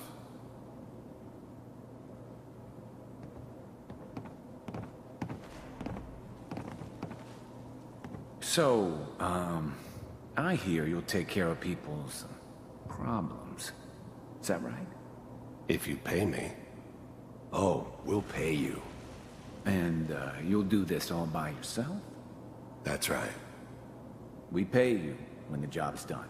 Is that okay? That's the way you want to do it? So who do you want dead? Well, it's like this. There's his family. Lives down the creek a ways. Well, we seem to be getting closer. Try this next one. Mr. Kellogg, I'm glad you decided to meet with me. So, you're with the Institute. I wanted to see for myself if you really existed. We do, as you can see. What do you want? It's come to my attention that you've been rather disruptive of our operations lately. This must stop. I do what people pay me to do. If that's a problem for you, I could see only one way out. And what's that, Mr. Kellogg? If I'm working for you, there's no more problem. From what I hear, you can afford me. I don't think you fully understand the situation you're in. I think I do. Very well. B-748, initiate.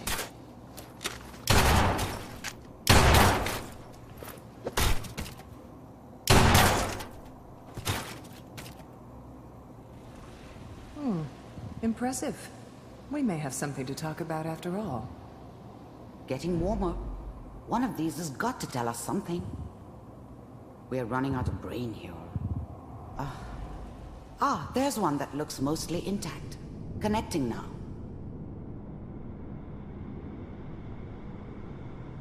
Manual override initiated. Cryogenic stasis. I'll try to locate another memory as quickly as I can. Please try to remain calm. That's good. Checking through the logs. Hopefully it's all... Just find it. Pod C6. Down the hall near the end.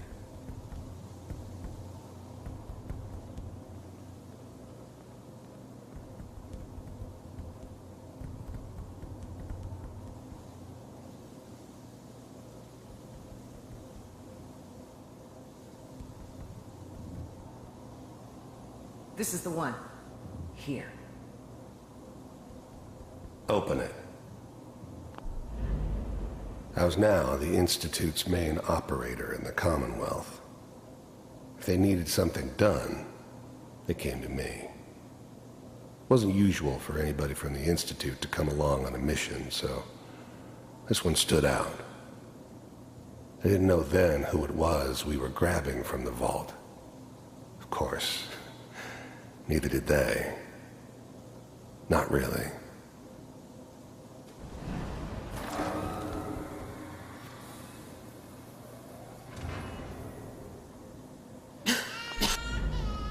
I'm glad I didn't have to kill the kid.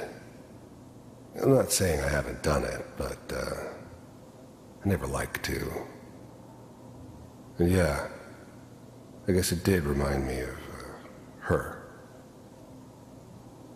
Yeah, I'm a cold-hearted bastard for sure, but, I'm still human. Better this way, though. Better than taking her kid and leaving her alive. Is it over? The eggheads never liked taking orders from a dirty, contaminated degenerate like me. But they needed me, and I made sure they knew it. Are we okay? Almost. Everything's gonna be fine. Come here. Come here, baby. No, I've got him. Let the boy go. I'm only gonna tell you once. I'm not giving you Sean! God damn it. Get the kid out of here and let's go. At least we still have the backup. Even then, I knew it was a mistake leaving him alive. I understood that kind of revenge. No one better. But I was cocky enough to assume I could handle some soft, pre-war vault dweller, even if he somehow got thawed out. At least I know those Institute bastards will soon get what's coming to them, too. If he could take me out, they won't be able to hide from him for long. Cryogenic sequence reinitialized. What's the holdup? I'm almost finished, Kellogg. I just need to confirm. Come on. All right, we're good. I'm sorry you had to go through that again. Is that your son? This appears to be a very recent memory. So, good news, I think. Wasn't my idea to settle down with the kid in the middle of Diamond City. I thought it was a terrible idea, actually. But it was one of the old man's pet projects, so here we were. Me and the kid. Like a happy little family. I ended up kind of liking it. A reminder of what my life might have been if things had turned out differently. But there's no going back. I knew it was just temporary. It'd be back to normal business before too long. I'm not saying. Mayor, he's gonna be written at this time. This whole setup in Diamond City was part of some elaborate plan of the old man's. Seems obvious now that we were bait for our friend from the vault. Timing couldn't have been an accident. It's not how the old man works. I wonder if he outsmarted me in the end. Another loose end tied up. Kellogg. It's okay. One of these days you're gonna get your head blown off just barging in here like that. Minimizing my exposure to civilians is a priority. Forget I said anything. So what's the big crisis this time? New orders for you. One of our scientists has left the Institute. Left? As in? He's gone rogue. Name's Dr. Brian Virgil. We know he's hiding somewhere in the glowing sea. Here's his file. Wow. Some heads are gonna roll for this. Capture and return, or just elimination? Elimination. He was working on a highly classified program. No kidding. One of the top bioscience boys? Damn. So, I guess you're taking the kid back with you. Affirmative. Your only mission is to locate and eliminate Virgil. You're taking me home to my father? The new breed of synths could easily pass as human. Some of them did. But the coursers, they weren't built to blend in. They were killing machines, pure and simple. Smarter, stronger, and faster than almost any real human. I'm just glad they were always on my side. Yes. Stand next to me and hold still. Okay. But the cry,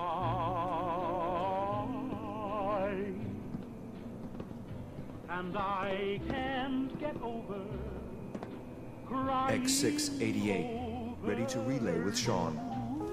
Bye, Mr. Kellogg. I hope I see you again soon. Bye. This whole setup in Diamond City was part of some elaborate plan of the old man's. Teleportation. Now it all makes sense. Nobody's found the entrance to the Institute because there is no entrance. Let me pull you out of there as soon as you're ready. It's all over, but the dreaming, poor little dreams that keep trying to come true. It's all over, but the crying, and I can't get over crying. Slow movements, okay?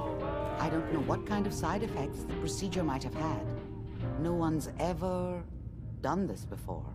How do you feel? Am I okay? Are you seeing anything bad? Don't be alarmed, but I honestly don't know what to look for. As I said before, this is uncharted territory, but your neural and physiological readings have returned to normal. From a medical standpoint, you're fine. Are you ready to talk about what happened in there? You were along for the ride, weren't you? You saw what I saw. Yes, but it's important we review everything together, in case either of us missed anything. I saw Kellogg's life. The man who ruined my family. The man I killed. That's right. He was a human being just like the rest of us, and he had reasons for being what he was, however cruel. How does that make you feel? I'm not sure, Doctor. I don't know if there's any right way to feel, either. We're getting off track. The important thing is that we discovered the Institute's greatest secret, teleportation. The only question is, what do we do now?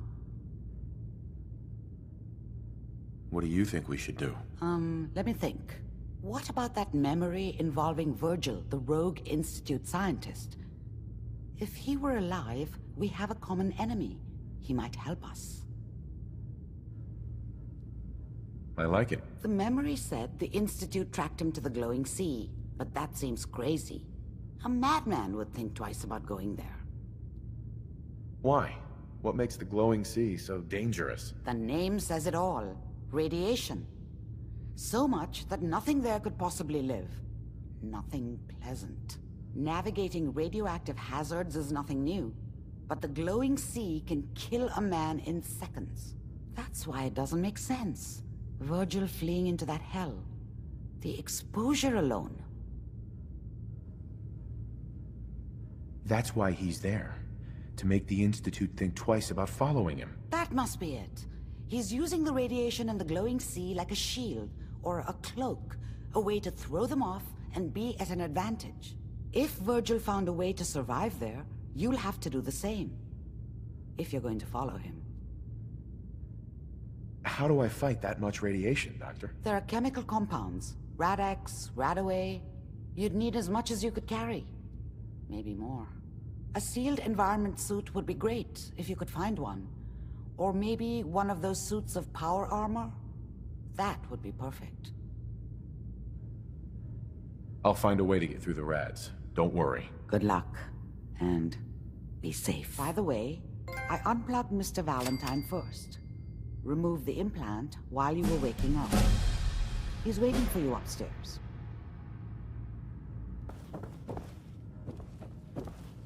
I'm sorry your first time here was so... well, all I can say is that you're very brave. Hey, Valentine. Hope you got what you were looking for inside my head. I was right. I should have killed you when you were on ice. Kellogg? Is that you? What? What are you talking about? You feeling all right, Nick? Yeah, I'm fine. Why? You sounded like Kellogg just then. Did I? Huh. Mari said there might be some mnemonic impressions left over.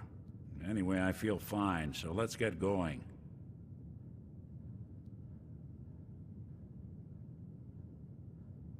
We have to head into the glowing sea. Any advice? I'm a synth, so radiation isn't much of an issue for me, but an old suit of power armor might just be the guardian angel you're looking for. That, or you could buy up all the Rad-X and Rad-Away you can find from any chem dealer who's got it in stock.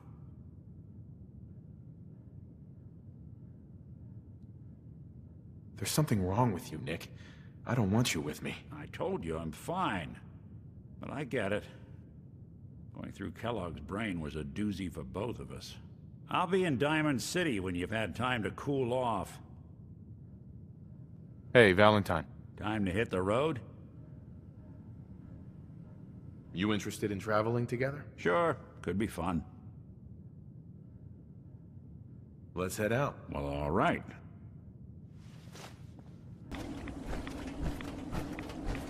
Stop right there, stranger. You approach Atom's holy ground. Why? State your purpose or be divided in his sight.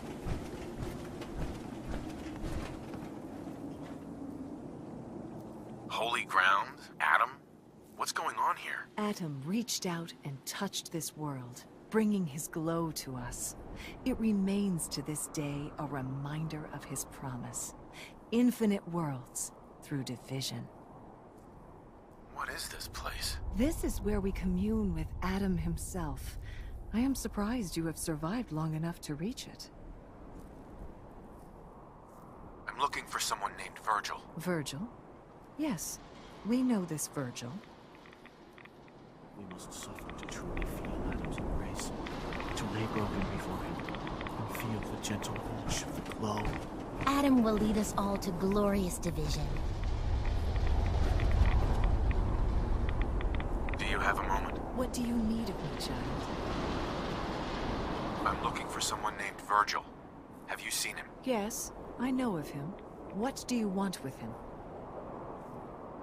I just need some information from him. He has sought refuge with Atom. I would know more before I tell you where he is. What do you want with him? I need his help reaching the Institute. I have heard of this Institute. They hide themselves, trying to avoid the power of Atom. A futile effort. In truth, this Virgil has caused some concern.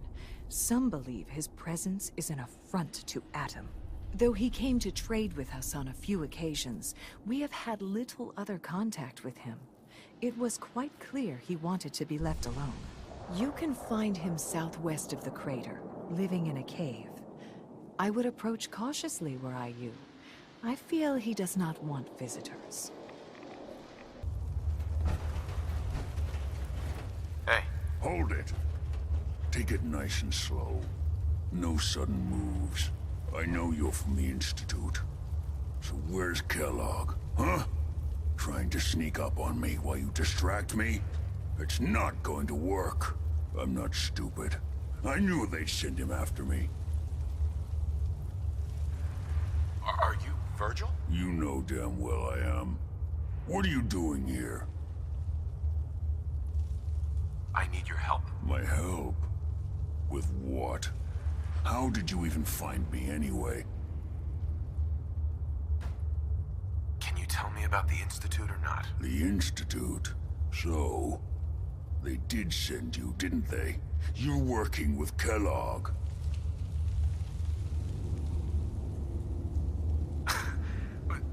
Kellogg's been taken care of. Dead. He's dead. Don't you lie to me. He's dead, whether you believe me or not. There's no question it's difficult to believe. Kellogg was ruthless. There's a reason the Institute used him to do their dirty work for so many years. I knew they'd send him after me. Tried to prepare for it.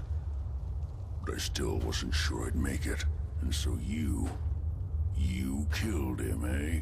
Then what do you want with me? I know you were part of it, and you escaped. They sent Kellogg to kill you. How the hell do you know any of that?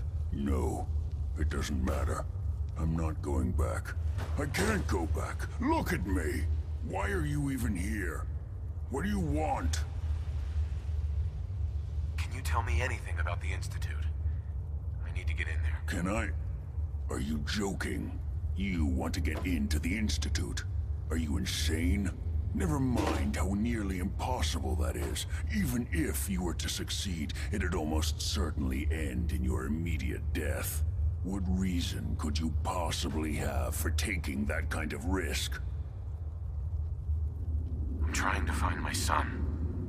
The Institute kidnapped him. Oh no. I had no idea. I'm sorry. Yeah. The Institute has taken people from the Commonwealth in the past. If your son is one of them, I can understand why you'd want to get in there. I can help, but I'm going to need something in return. What do you want from me? Before I had to escape, I was working on a serum that would serve as a cure for my condition. I wasn't able to bring it with me. It's still in my lab and, well, look at me. I need it. I need you to find it for me if you manage to get inside the Institute. What do you say? You help me and I'll help you. All right. All right. Let's talk details. First things first. You know how synths get in and out of the Institute? Yeah, they use some sort of teleporter. Well. Not many know about it. Pretty closely guarded secret. You've certainly done your homework. It's commonly referred to as the molecular relay. I don't understand all the science behind it, but it works. Dematerializes you in one place, rematerializes you in another. I'm sure it sounds crazy, but it's a reality.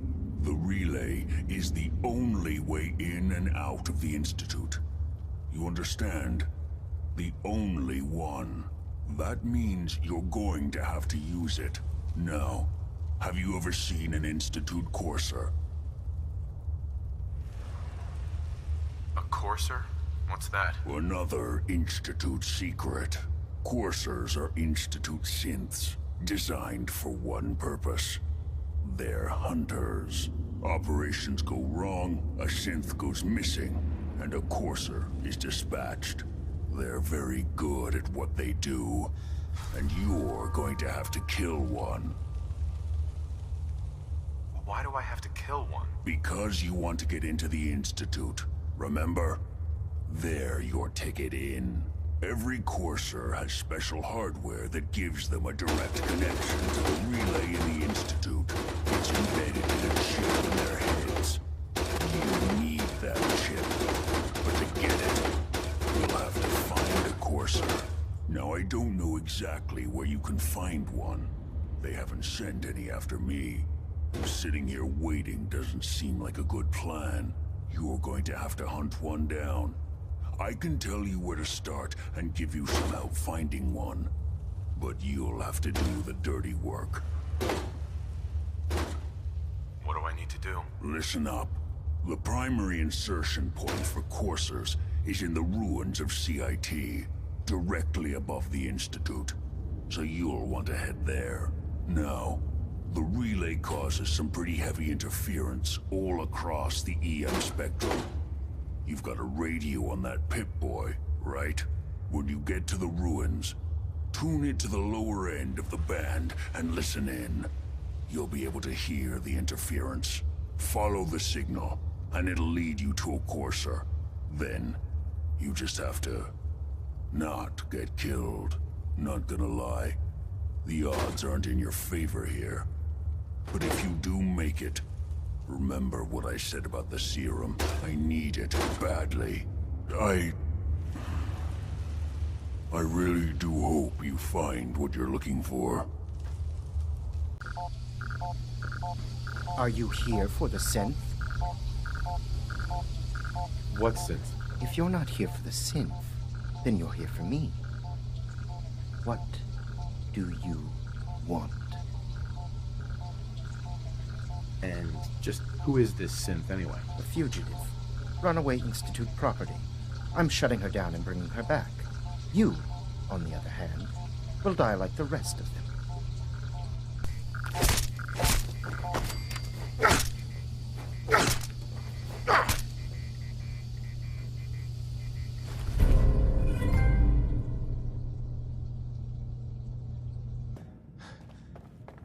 You're back. The glowing sea. Virgil. What happened? I found Virgil. He has a way inside the Institute. But I need a code from a Courser chip. A Courser chip? You fought a Courser? Oh my god. Unfortunately, I can't help you. I've worked on a lot of synths, but never a Courser. I don't know what that chip does, let alone how to decode it. But there are people who might. I work with a group that, well, they're the only ones I know that even have a chance at cracking Institute security. They're called the Railroad. The Railroad? They help synths escape the Institute. I don't know who they all are. Usually an agent of theirs just shows up with someone who needs new memories. One of them gave me a code phrase, said it would help me find them if there was ever an emergency. Follow the Freedom Trail. Any idea what the code phrase means? I'm not sure, but I remember there was a pre-war landmark with a similar name. I'd start there. Hopefully they've placed other clues to tell you where to go after that, hidden somewhere in plain sight. That's how they think. All right. I'll find them. Good luck. I'm sorry what I have is so cryptic, but hopefully you can figure things out as you go. Stop right there. Who the hell are you? I followed the Freedom Trail looking for the Railroad. I'm not your enemy. If that's true, you have nothing to fear. Who told you how to contact us? Dr. Amari told me how to find you. Very interesting. Last question. Why are you here? I tracked down and killed a Courser at Green Tech Genetics. Now I need help breaking the code on his Courser chip. You have what? This is not a joking matter. I didn't know we were having a party. What gives with my invitation? Oh, I see you invited the Courser killer. Nice. Deacon, you're late. You're saying this intruder actually killed a Courser? Single-handedly? Oh, that'd give even Gloria a run for her money. Newsflash, boss. This guy is kind of a big deal. If you're done interrogating him, you might want to show this Courser murdering machine a little courtesy, Just a thought. I owe you an apology. Anyone who kills a Courser is good in my book. I'm Desdemona, and I'm the leader of the Railroad. Who are you people exactly? In a world full of suspicion, treachery, and hunters, we're the synth's only friend. Des, we need to let him in. He's got an intact Courser chip, for God's sake. That violates our security protocols. To hell with that. He killed a Courser. There's no way he's working for the Institute. We're letting you into our headquarters. You're the first outsider ever to be given this privilege. We'll discuss the details about your chip inside.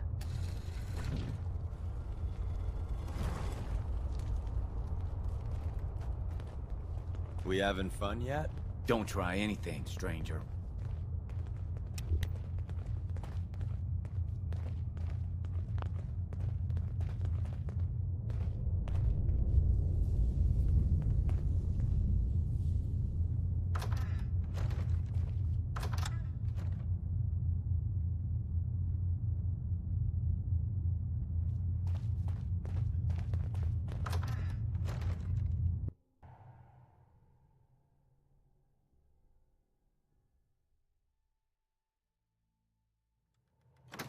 Decoding a Courser chip is a very delicate operation. A million things can go wrong, the least of which is losing the data. Fortunately, we have the right man for the job.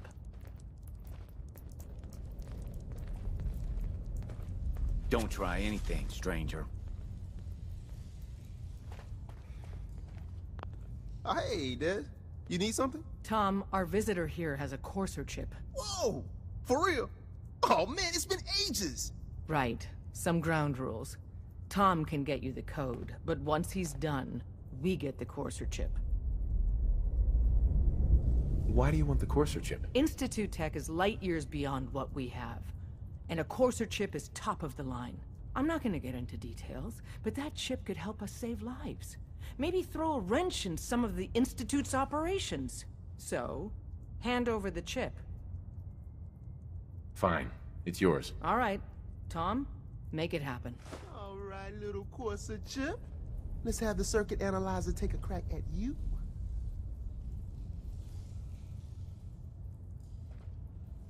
Hey there. Give Tom time. He'll get that chip decoded. We're in. Chip accessed. Just poke the analog connectors a little. Good work, Tom. Hey, yeah, but I'm not sure our luck will hold up next time, Des. Start working on the rest of the chip. And you. I'd love to work with you more. Let me know if you're interested. But to be crystal clear, if you use that data and discover anything involving the Institute, you share it with us first. Otherwise, our relationship will be in jeopardy. Wasn't sure I'd see you again. You managed to get what you need? Do you have anything for me? I'll take that as a yes.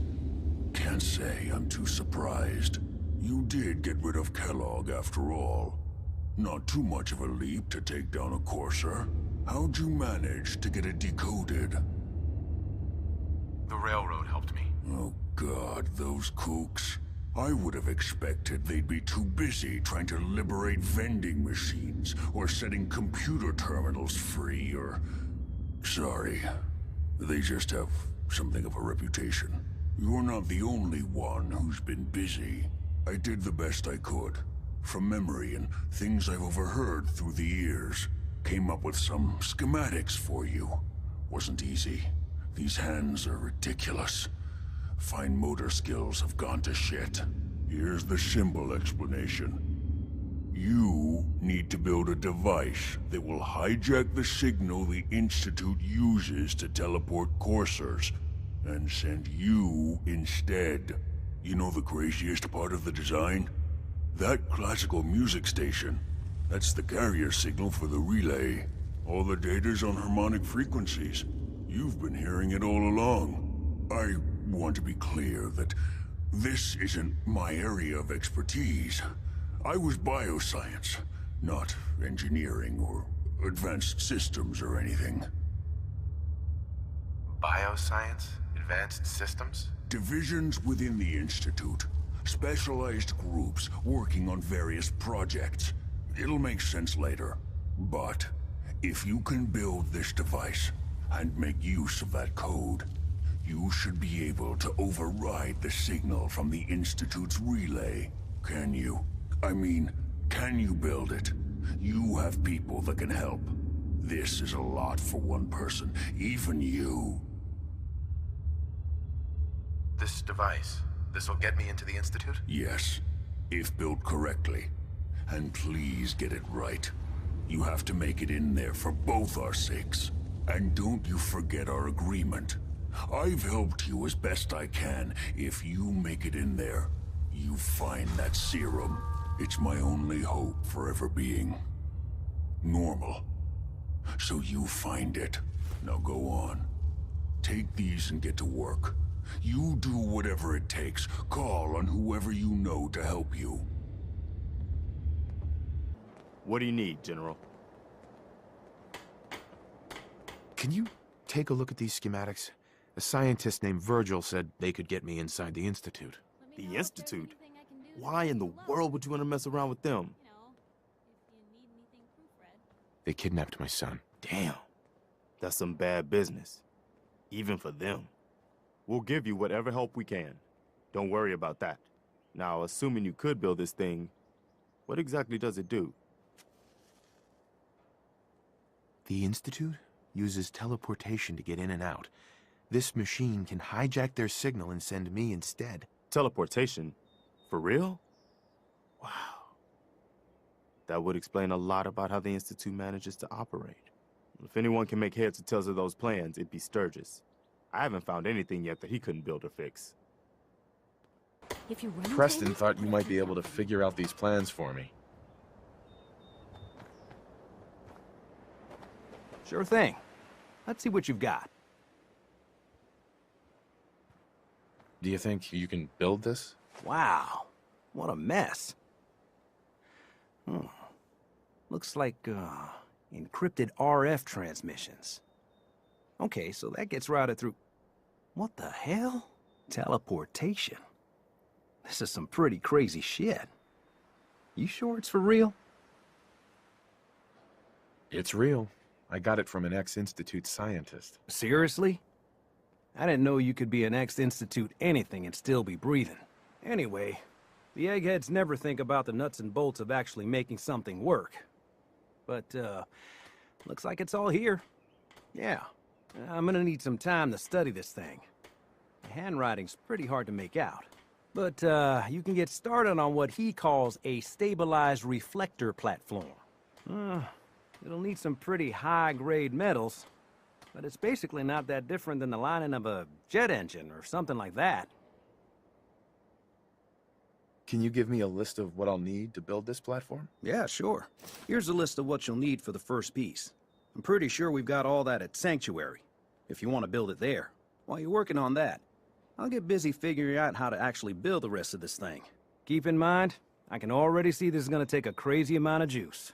Like if you had a spare nuclear reactor handy, we could probably use it. And it's going to be big. So find a nice open building site with lots of power available. How's it going? Did you find a good spot to build your signal interceptor? Did you figure out the rest of Virgil's schematics? I think so. Best I can tell until we actually try to put it together. Here's a list of 3 things that may be harder to find. I think I'll be able to pull together everything else we're gonna need. I'll meet you over at the building site and see if we can actually make this thing work.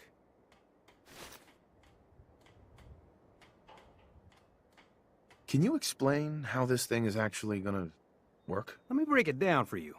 There's, 4 main parts to this thing. 1, a control console to input the code and process the signal. 2, what he calls a relay dish. That's what intercepts the teleporter signal. 3, a molecular beam emitter. Gets pretty technical here, but, looks like this is what translates your matter into energy for transmission. 4, the stabilized reflector platform that you already built.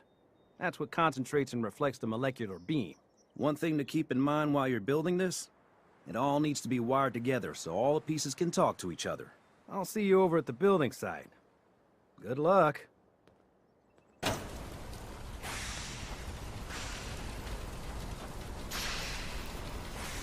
Everything looks good on my end. You ready to see if this thing actually works? Shouldn't we test it first? I wish we could, but we've only got the 1 frequency code. There's no way to test it without actually jacking into the Institute signal. And as soon as we do that, we've used our one and only chance.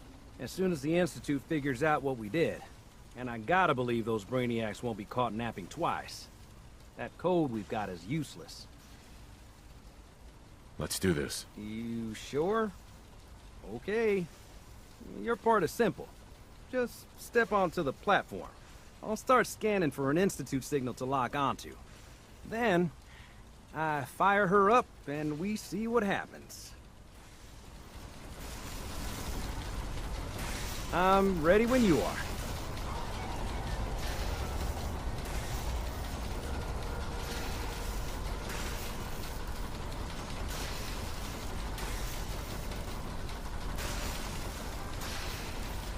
Okay, hold real still. I don't want any corruption of the molecular beam. Oh yeah, by the way, I figured this was a golden opportunity to find out as much as we can about the Institute and what they're up to. Yeah, this holotape's all set with a program that will scan their network and download anything it finds. Uh-oh. Yeah, we better hurry. And don't worry about that tubing wiggling around. It's, just there for decoration. Okay. Scanning for the Institute signal. Tracking RF. And... got it! Hold on to your butt!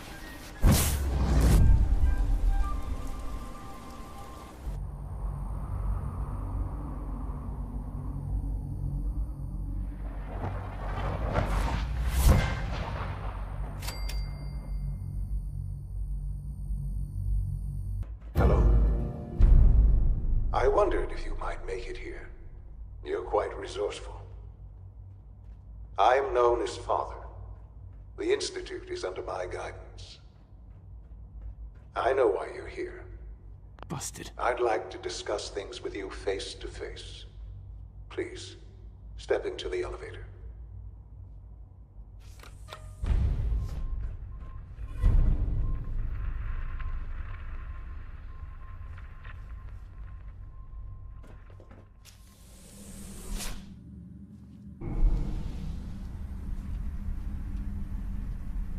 I can only imagine what you've heard, what you think of us. I'd like to show you that you may have the wrong impression. Welcome to the Institute. This is the reality of the Institute. This place, these people, the work we do. For over 100 years, we've dedicated ourselves to humanity's survival. Decades of research, countless experiments and trials, a shared vision of how science can help shape the future. It has never been easy, and our actions are often misinterpreted by those above ground. Someday, perhaps, we can show them what we've accomplished. But for now, we must remain underground. There's too much at stake here to risk it all. As you've seen, things above are unstable. I'd like to talk to you about what we can do for everyone. But that can wait. You are here for a specific, very personal reason. You are here for your son.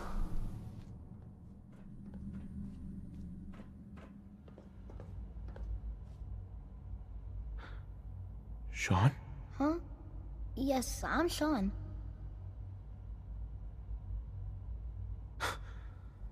Sean? Oh my god. It's really you. Who are you? Sean, it's me. I'm your dad. Father, what's going on? What's happening? Sean, are you okay? You're not hurt, are you? What's going on? Father? Father! Sean, open the door. I don't know you. Go away. Father! Father, help me! There's someone here, help me! Please, Sean. I'm your father. Talk to me. Just open the door. Father? Father, help me! He's trying to take me! Father? Father, help me!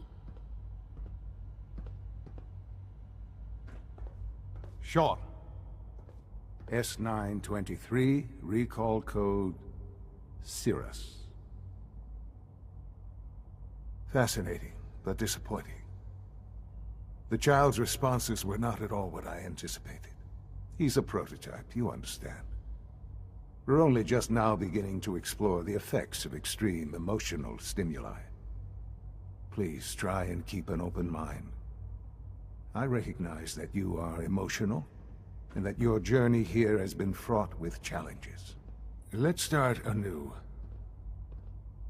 I am Father. Welcome to the Institute. Father? That's your name? Your title? Father is my unofficial title. It's what I've come to mean to the people of the Institute, just as as you mean to your son, to Sean. I'll make this very simple. Where is my son? He's here, in the Institute. Closer than you think. But I need you to realize that this situation is far more complicated than you could have imagined. You have traveled very far, and suffered a great deal to find your son.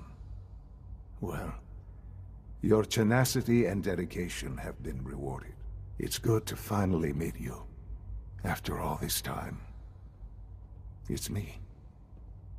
I am Sean. I am your son. How is that even possible? I know this is a lot to take in. In the vault, you had no concept of the passage of time. You were released from your pod and went searching for the son you'd lost. But then you learned that your son was no longer an infant, but a 10-year-old boy. You believed that 10 years had passed. Is it really so hard to accept that it was not 10, but 60 years? That is the reality. And here I am, raised by the Institute, and now its leader.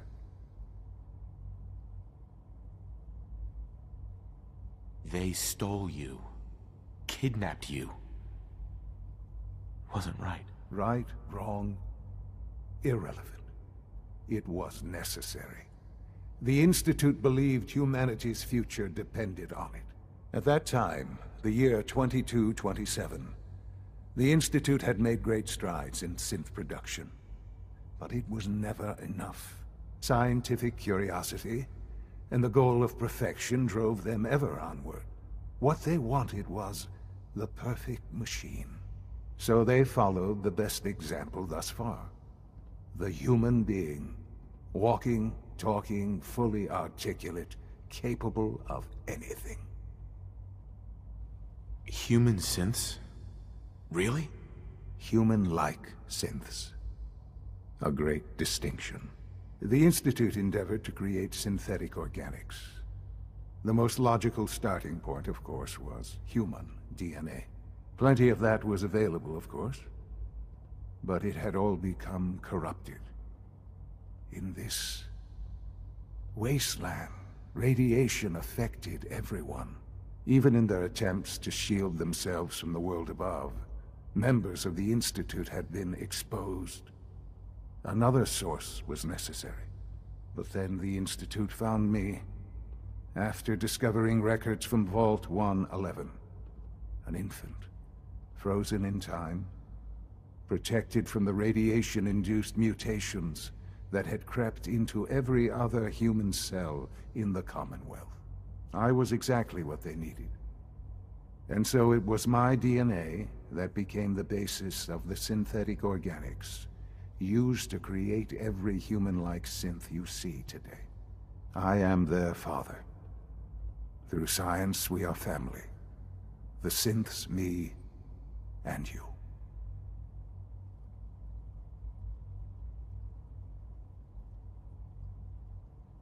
And you've been down here the whole time? I have.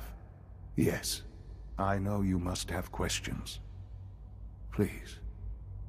Anything I can do to help you understand. Kellogg. He worked for you? Kellogg. He was an Institute asset long before I arrived here. It wasn't until I became director that I learned of all the things he'd done. What kind of man he was. You knew the man was a psychopath, but you used him anyway? Would you have preferred that I turned him loose on the Commonwealth? At least keeping him on a short leash kept the collateral damage to a minimum. The Institute took advantage of Kellogg's vicious nature. I will freely admit that. Institute technology prolonged his life, and his usefulness far beyond any normal human lifespan. He never failed the Institute, but his cruelty became more apparent with every completed objective. I won't lie. It's no coincidence your path crossed his. It seemed a fitting way to allow you, us, to have some amount of revenge.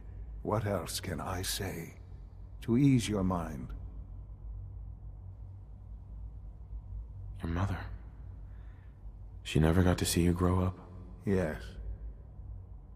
What happened to her was...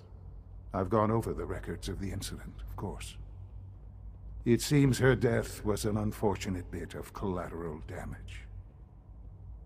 Collateral damage?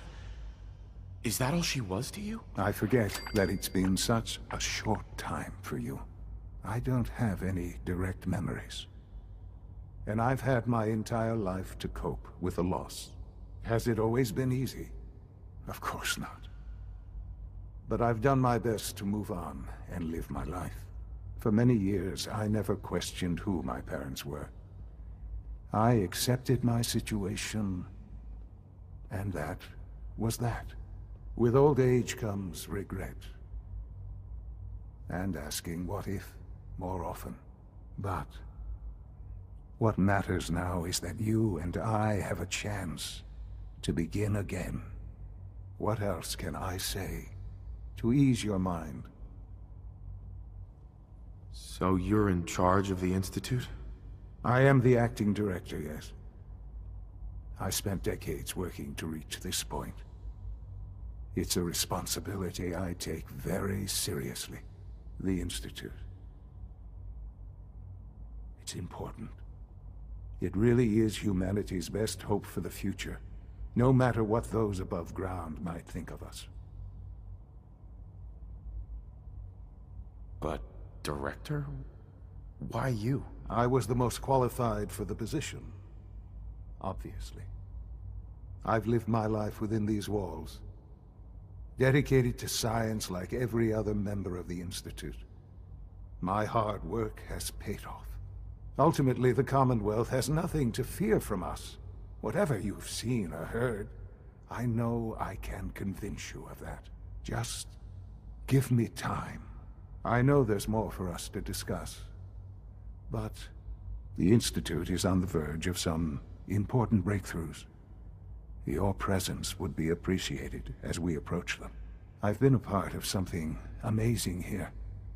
I've helped to build a life for myself and the people of the Institute. And now, after all these years, you have an opportunity to help with that. Doesn't that intrigue you? Isn't that what you want? You want me to stay here? In the Institute? Yes. That is what I propose. Is it so hard to imagine? The Institute can provide a better life than anything above ground. You've been in the Commonwealth. You've seen what it's like. I assure you that you are better off with us. Things are pretty terrible up there. I've seen it myself. I know. That is why we are so committed to creating a better life for ourselves here. And it's a life that you can now be part of. I simply ask that you give the Institute, me, a chance. A chance to show you what I've been telling you. We really do have humanity's best interest at heart. Will you take that chance? All right. Thank you. The Institute is now your home, as much as it is mine. Please take some time, get to know it. Meet the people you'll be working with. You'll want to introduce yourself to the division heads. Dr. Fillmore in Facilities, Dr. Ao in SRB, Dr. Holdren in Bioscience, and finally Dr. Lee in Advanced Systems. They've all been notified of your arrival, of course. Meet them, and then we'll discuss what comes next.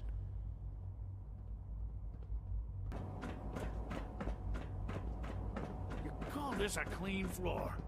Are your visual receptors malfunctioning? Can you not see the grime and dust? My apologies, sir. I was issued a defective cleansing unit. Don't make excuses. You're clearly defective, and I intend... Hi, Doc. Yes, sir. You know what happens when people get robots to do all their work? They get fat and lazy, that's what. Real people doing real thinking and real work. That's the future I want. No argument here. Nice to meet someone who isn't obsessed with replacing people with machines. I've been saying for years that we're too reliant on these synths, but nobody wants to listen. Maybe you can talk some sense into them. In any case, I suppose I should say, welcome. Perhaps a fresh perspective will do some good around here. Have you had time to examine my latest reports on Batch 274? Not yet. I've been reviewing Father's plans to expand our operations at Warwick. He's eager to get that going, so I've had to put everything else to one side. I wonder how the Welcome. Warwick family is So good doing. to have you here. Young Dr. Wally Clayton must be close to Holdren, 10 years old head of the by now. Bioscience Division. Remarkable I that any can't child wait for you can to see the survive work we're for so doing. long up there, don't It's you think? truly amazing. I look forward to learning more about it. In that case, let me give you a brief overview of what we do here. As the name implies, the Bioscience Division specializes in fields of study such as botany, genetics, and medicine. Our most important directive is to ensure the health and well-being of everyone in the Institute. To that end, we cultivate highly specialized breeds of flora for use in food and medicine. We've even started to explore the idea of synthetic animal life. You probably saw the gorillas. They're really just a pet project at this point, but the potential is exciting nonetheless. Seems like there's nothing you guys can't do. With hard work and ingenuity, any challenge can be overcome. I'm sure I've taken up enough of your time as it is. But I have to ask, have you decided whether you'll join us? I'm not sure how well I'll fit in, but I'd like to give it a try. Great. I was hoping you'd say that. In any case, I imagine you'll want to continue looking around. Or, if you prefer, I'd be happy to answer any questions you might have. Tell me more about those synth gorillas. On the whole, I'd say they were a success. Their behavior does generally match what our historical data says it should be. Unfortunately, we had a few early setbacks. The creatures can become suddenly aggressive, and they're quite strong. They destroyed 2 of their synth handlers. So now we keep them in an isolated habitat where they can be safely observed. If you need medical attention, Almost see done. Dr. Volker. Just need to tighten up this primary drive servo. Excuse me, That's the Doctor. third primary drive breakdown this month. They weren't kidding. You really are here. Well, all right. I'm Allie Fillmore. You can think of me as the Institute's chief engineer. When Father told us about you, I could hardly believe it. You've been through so much, I think most people would have just given up. If you don't mind my asking, what was it that kept you going all that time? I just wanted to find my son and keep him safe. Now that you've found him, I hope you're proud of the great man he grew up to be. Now, I'll give you a quick rundown of the Facilities Division, and then I'll answer any questions you might have afterward. As you might guess, we keep the Institute's mechanical and electrical systems running smoothly. We maintain and upgrade all of the systems that make it possible to live and work in a place like this. There's a lot of machinery behind these walls that recycles the air and water and provides power to the laboratories and quarters. The work we do might not be as exciting as some of the other departments, but it's at least as important. So, now that you're here and you've spoken to Father, does that mean you're on board? Absolutely. Oh, good to hear. It'll be a load off Sean's mind. Take your time. Get yourself acquainted. There's a lot to take in. Plenty of things you won't find topside. If there's anything else you'd like to know about the Facilities Division, I'm happy to discuss it. It must be a challenge to meet the power demands of a place like this. Absolutely. We scratch and scrape for every precious ounce of voltage that we can. Over the years, we've learned a few tricks that help supplement our power budget. When necessary, we can tap into select sources on the surface. We take only what we need, of course. Fortunately, Advanced Systems is always working on new solutions to generate more energy. It's a good thing, too, because the demand is always increasing. You don't even want to know what a single use of the molecular dematerializer consumes. Oh, I don't know. You going? Hey, Doc. So, here you are. Justin Ayo, Acting Director of the Synth Retention Bureau. I'll be upfront with you. We're going to be keeping a close eye on you for the near future. Despite your relation to Father, you're a bit of an unknown quantity. I'm sure you understand. There won't be any issues, will there? No problems here. Good to hear. Now, Father has asked that I provide you with a brief overview of the Synth Retention Bureau. Our primary responsibility is the recovery of escaped synths that are hiding among the human population on the surface. I'm sure it's best for everyone if the synths remain here. Certainly. We can't allow sophisticated Institute technology to fall into the wrong hands. The results could be disastrous. Our main instrument is the Courser, a third-generation synth assigned to operate on the surface. Coursers hunt down and reclaim synths that have escaped the Institute. They are highly self-sufficient, trained in combat, infiltration, and tracking. In a word, our Coursers are relentless. But I gather you know all this, since you've encountered one already. In fact, I'd very much like to know how you defeated it. I'm no stranger to combat. Even so, a Courser should be more than a match for any single combatant. I suppose I'll have to ask robotics to perform detailed diagnostics on the entire production run. As if we don't have enough problems. Now, unless you need something else, I'll get back to work. I'd like to know more about the synth reclamation process. Fine. Once a Courser has located a rogue synth, it uses that synth's recall code to wipe its memories and render it inert. We then begin the delicate process of restoring the neural pathways to their original configuration. In those cases where the procedure is successful, the synth returns to duty with no memory of its time on the surface. All too often, we're unable to repair the damage and are forced to dispose of the unit entirely. Now that you've had a chance to see the Institute firsthand, what do you think?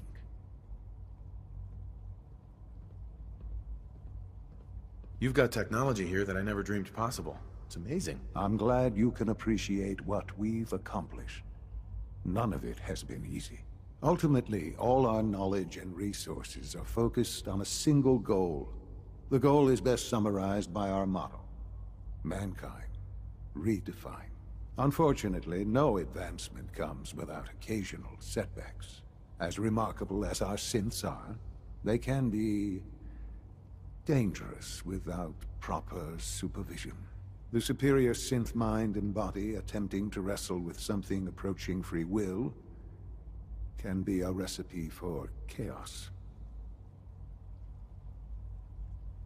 What do you mean by proper supervision? I mean that while they are here in the Institute, fulfilling the purpose for which they were designed, our synths perform admirably. As you're about to see, however, they can become unpredictable when set loose. A rogue synth has taken over the Raider gang at Libertalia. His memories have been erased, and his identity altered. He believes he's a man named Gabriel. Under his leadership, the Raiders have taken many innocent lives. I've dispatched a Courser to Libertalia. I'd like you to join him and reclaim that synth. We'll bring that synth home. That would be best for everyone. Now you should get moving. Many people are in danger, and a delay could cost lives.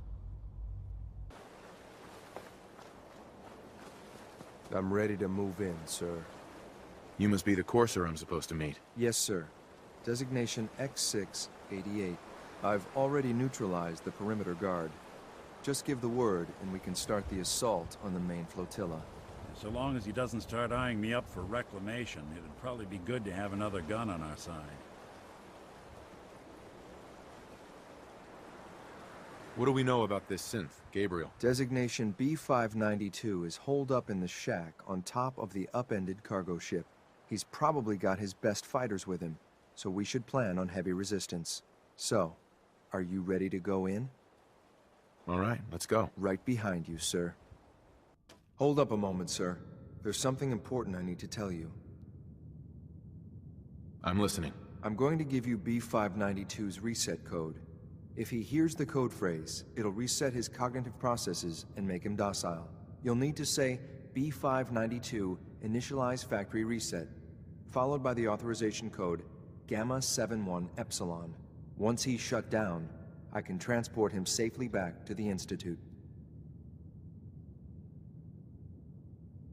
What do you mean by reset his cognitive processes? Put more simply, the recall code will render him unconscious, even while he's still standing. That's all, sir. Ready when you are. Well Judging done. by your gear, I'm gonna guess you two are agents Just of the like Institute. me. So, made it to the top. Is the Institute so desperate for resources that it's stealing plunder from honest, hard-working Commonwealth gangs?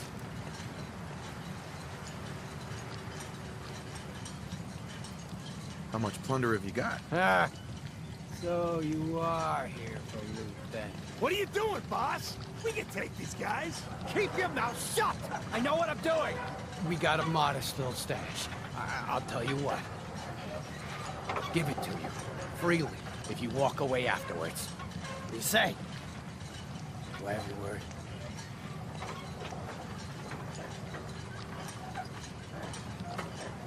And if I refuse? You must be out of your damn mind. That's the way you want it? Then let's finish this!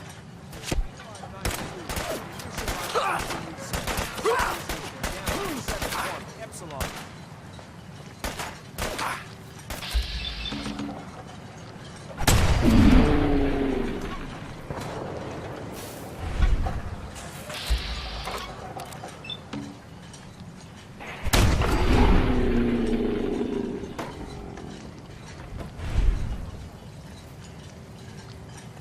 Nice work, sir. I'll take the synth back. I'm glad to see you return safely. I know the task was difficult, but I needed you to see firsthand how dangerous a rogue synth can be. Why do you care what happens on the surface? You're in your own world down here. Because there are forces on the surface that could pose a threat to us, and only a fool ignores a possible threat. We might diminish that danger by correcting the false perception that we intend some great harm to mankind. But enough about that. The task is done, and you've returned our synth safely to us. I couldn't have hoped for a better outcome. Well done. While you were away, I had quarters prepared for you. You'll find all the basic necessities, as well as a generous stock of arms and equipment. Go and have a look. I think you'll be quite pleased. Ah. Hello, Father. Tell me, what would you do when someone has stolen from you? That's a loaded question. What's been stolen from you? Institute property is not often taken from us. We cannot react lightly when it happens. The group that calls themselves the Railroad have acquired several synths from the Institute. Synths that had gone missing in recent months. They no doubt mean to free these synths, in their delusion that synths are somehow sentient beings. You've been in contact with the Railroad, so you're aware of their misguided beliefs.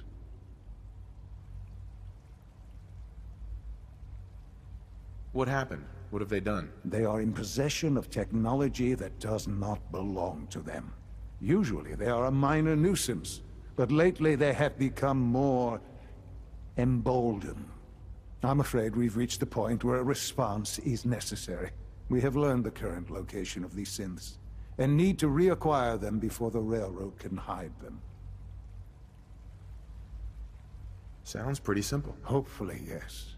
But it's important that we act on this soon, before the Railroad has any indication we've tracked them.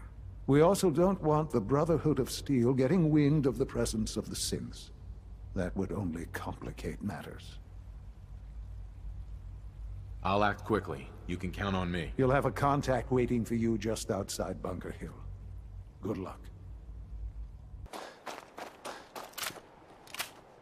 Hey, Synth. I've been waiting for you. So, what's our situation? I assume you've been briefed? Our targets are inside. 4 synths under Railroad protection. Majority of the settlement is uninvolved and are expected to run for cover. The situation appears to have escalated. A covert approach is likely impossible. We move in, secure the synths, and I relay out with them back to the Institute. Clear? The mission's parameters just changed. We're going shooting. Requesting backup relay now.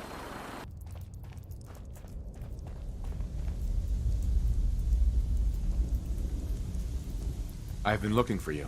No, I've got money. It's yours if you let me go. F633, initiate reset. Authorization code Delta 62 Arcus. Here they are. God, it's a Courser. Oh no! Issue the reset codes and we'll relay back to the Institute. Time is critical. You know, in all my years, I've never set foot outside the Institute. Not once. Since the day they brought me here. I've never had a reason.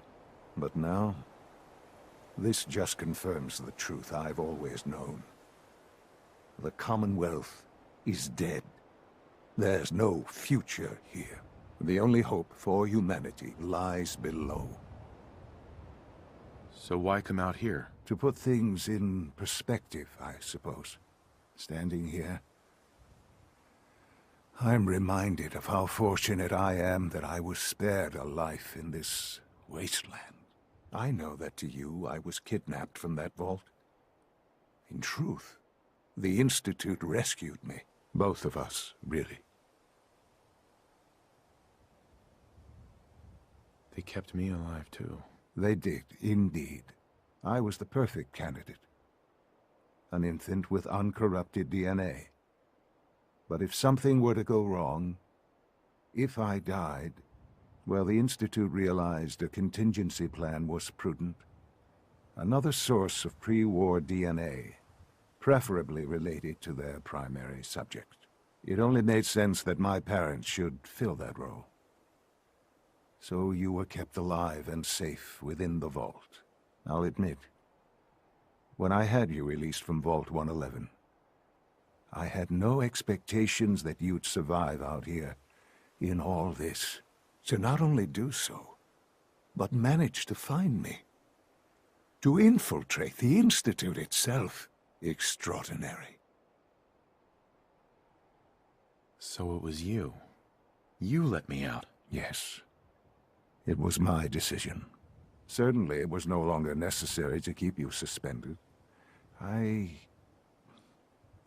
Well, I suppose I wanted to see what would happen. An experiment of sorts. I had no idea what kind of man you were, you see. Would the Commonwealth corrupt you? As it has everything else? Would you even survive?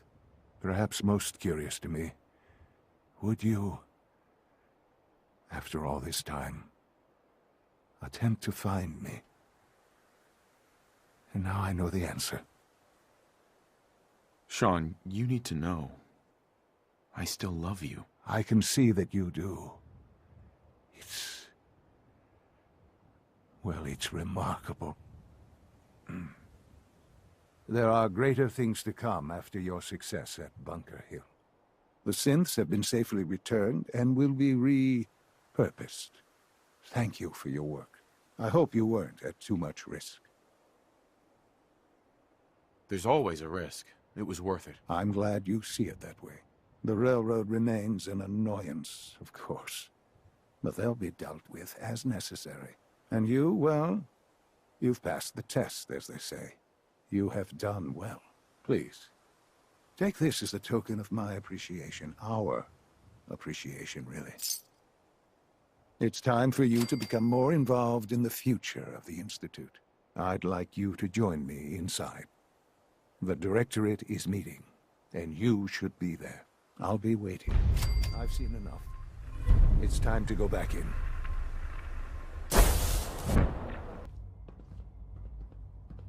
Good, we're all here. I think it's time we begin. Sir, excuse me, but what exactly is he doing here? I will address that issue. But there are other subjects that require our attention first. The level of unrest in the Commonwealth continues to rise, as we're all aware. Your report. All Institute facilities remain completely secure with the exception of one notable breach. Otherwise, internally, things are as tight as they've ever been. Dr. Ayo has been keeping an eye on things topside. Yes, Watchers show no additional threats beyond those previously identified. Boston International Airport remains occupied, with Brotherhood presence noted at several other points throughout the Commonwealth. Intelligence suggests that this railroad continues to operate and is becoming more ambitious. SRB agents are monitoring all known situations, sir. Very good, thank you. It's clear that our safety needs to be the primary concern going forward. To that end, where are we on Phase 3? Sir, are you sure this is the time to be discussing it? Given, well, considering all parties present? Ah, yes, that's true. Have you heard anything about Phase 3? What's Phase 3? It's very important to us. Power is, as I'm sure you've seen above ground, a very valuable commodity. I'm not talking about some abstract concept of control. I mean real, tangible power. The kind that keeps the lights on. With every advance the Institute makes, our need for raw power increases. Many compromises and sacrifices have been made over the years to allow progress to continue. What kind of compromises? We have at times had to rely on drawing power from above-ground installations. It risks personnel and equipment, but no longer. Phase 3 is simply the activation of a nuclear reactor that can provide enough power to the Institute now and forever. It will ensure not just our survival, but our prosperity. Can you tell me more about this reactor? Certainly. It was originally built for the Commonwealth Institute of Technology before the war, but was only for testing. Over the years, we've advanced the technology, made a great many improvements, and are finally nearly ready to activate it. The reactor is close to ready, but recent tests have determined we have a few tasks ahead of us. Thus, we come to Phase 3, and to how you will help. Sir? Yes, Dr. Ayo. Previously, we would rely on Kellogg for above-ground operations, yes? Well, he is gone. While I'm not overly fond of putting my own father in harm's way, he has proven more than capable of handling himself. Yes, but... This is not a matter for debate. Now, there is one more subject that requires discussion. I don't know that this is the time. Dr. Holdren, it is time. Please, as I'm sure several of you are already aware, I have been under Dr. Volkert's care for some time. I'm sorry this is difficult for me. Our best efforts have failed. Every experimental treatment we could devise has been unsuccessful. I'm sorry to say I am dying. What? Please, Can't be serious. Everyone, please, I am sorry. This is not how I wanted to tell you, but we're running out of time. You're dying? I'm afraid so. A very aggressive form of cancer. Believe me when I say we've done everything we can. We can talk more later. Right now, the future of the Institute is at stake. The Institute cannot survive without leadership. The Directorate must continue to govern with the best interest of all in mind. To that end, I am naming my father as my successor. Oh, boy. You can't be serious! Really? Seems a poor choice. How can you possibly justify this? He isn't one of us. He isn't even a scientist. Ignoring your borderline, insubordinate tone, I will simply say this. The Institute has enough scientists. What it needs is a leader. I believe my father has already proven himself more than capable in that regard. This will conclude this meeting. Thank you. Humanity's future is taking root right here. The Institute's a big place. It might take a while to learn where everything is.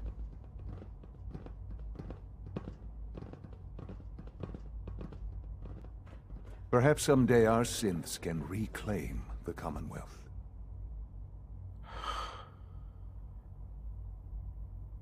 I had no idea. I know this is...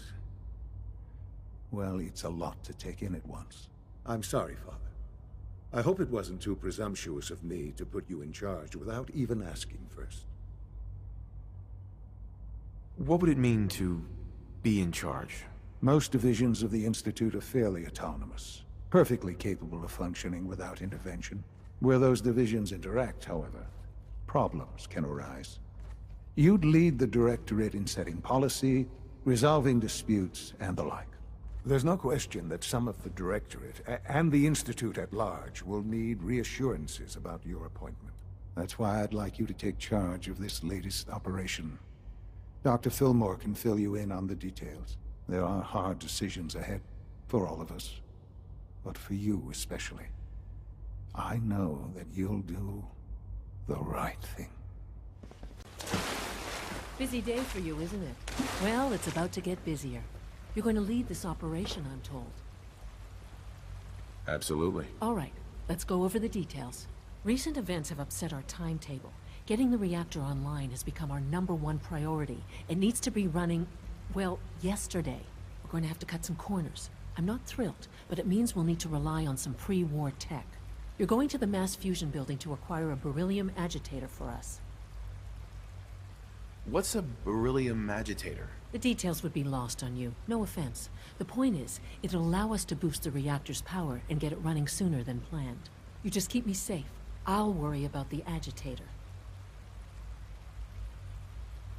Sounds good. I'd appreciate the company. Not as much as I'd appreciate coming back in one piece. I don't like going above ground unless there's no other option. But here we are, with our options dwindling quickly. Not to put more pressure on you, but we have to move quickly on this. Word is that the Brotherhood is nosing around the area. We don't want them getting the agitator before we do. Head on up to the relay, and I'll meet you there. The Institute's a big place. It might take a while to learn where everything is. Dr. Fillmore. I think that was enough excitement for, well, ever. Thank you, really. Couldn't have managed it without you.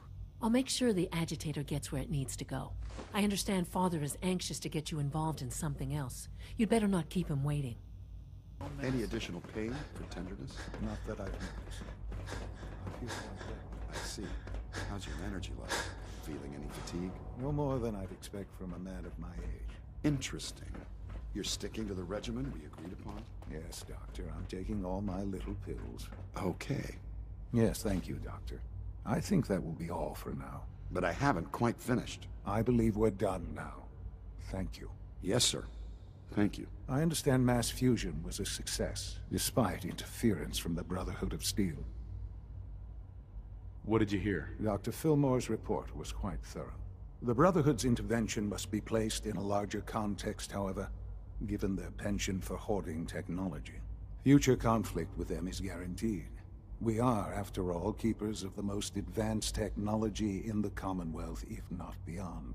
It also cannot go unnoticed that there were concerns within the Institute about your allegiances.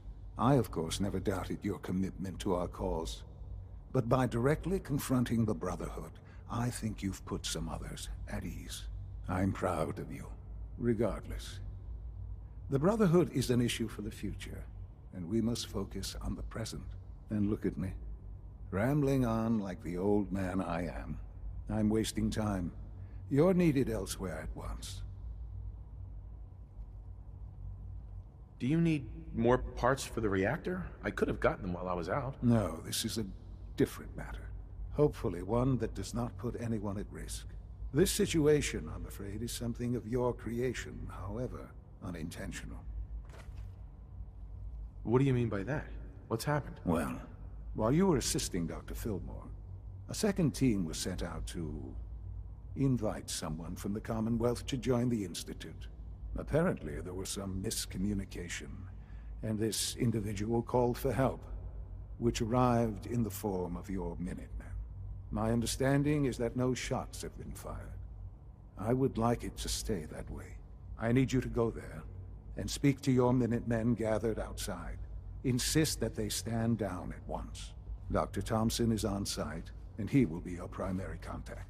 I know you can resolve this situation, but it is of paramount importance that this special individual be brought to the Institute immediately. Why all this effort? What's so special about this person? Mr. Wallace? Despite a lack of formal training, our surveillance has shown he has incredible intellect. With his help, we may be able to drastically speed up work on the reactor. All this advanced technology, and we still can't cure the common cold.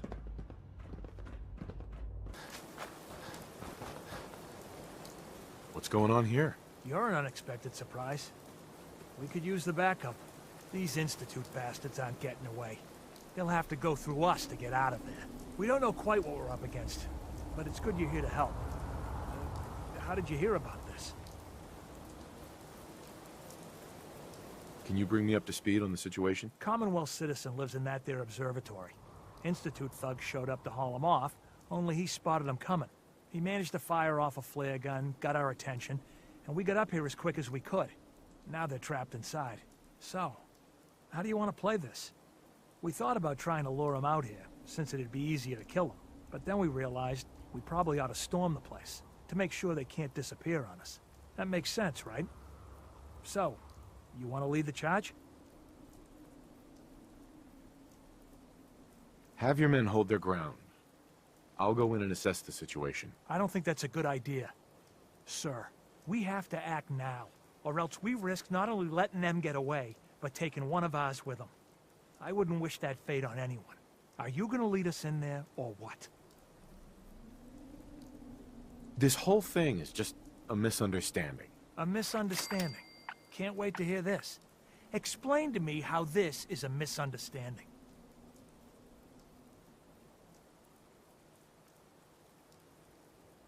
The Institute wants the same things you do. We can find a way to work together.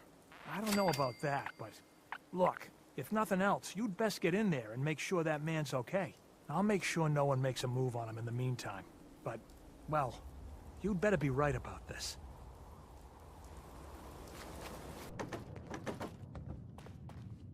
Oh, thank God you're here. I was starting to worry we might not make it out of this mess. How exactly did this happen? I'm not suited for field work. I've said that over and over, and they sent me anyway. There was no indication that Wallace had been in contact with anyone or was aware that we might be watching him. If I'd known, I don't know. Maybe I'd have tried to handle things differently.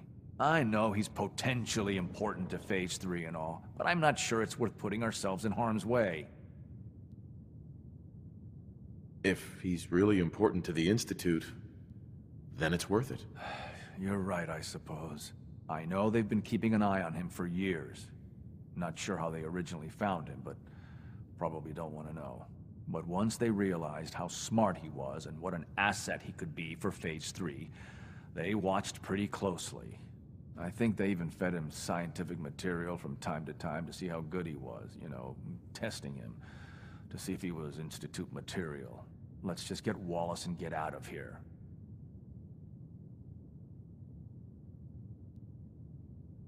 What does this Wallace guy have to do with Phase 3? Wallace is, well, brilliant by all accounts. Like nothing we'd seen in the Commonwealth prior. He truly has a gift when it comes to theoretical physics. He'd be an asset to the Institute, specifically in getting the reactor running. With his help, we could accelerate the timetable immensely. There's just, well, there's a slight problem with that. He doesn't want to go with us. I was thinking, maybe you could try and talk to him. No problem. I'm sure I can get him to see reason. I hope so. We really need him. Mr. Wallace, I'm here to talk to you. You're another one of them, aren't you? Are you a robot? Sir, are you okay?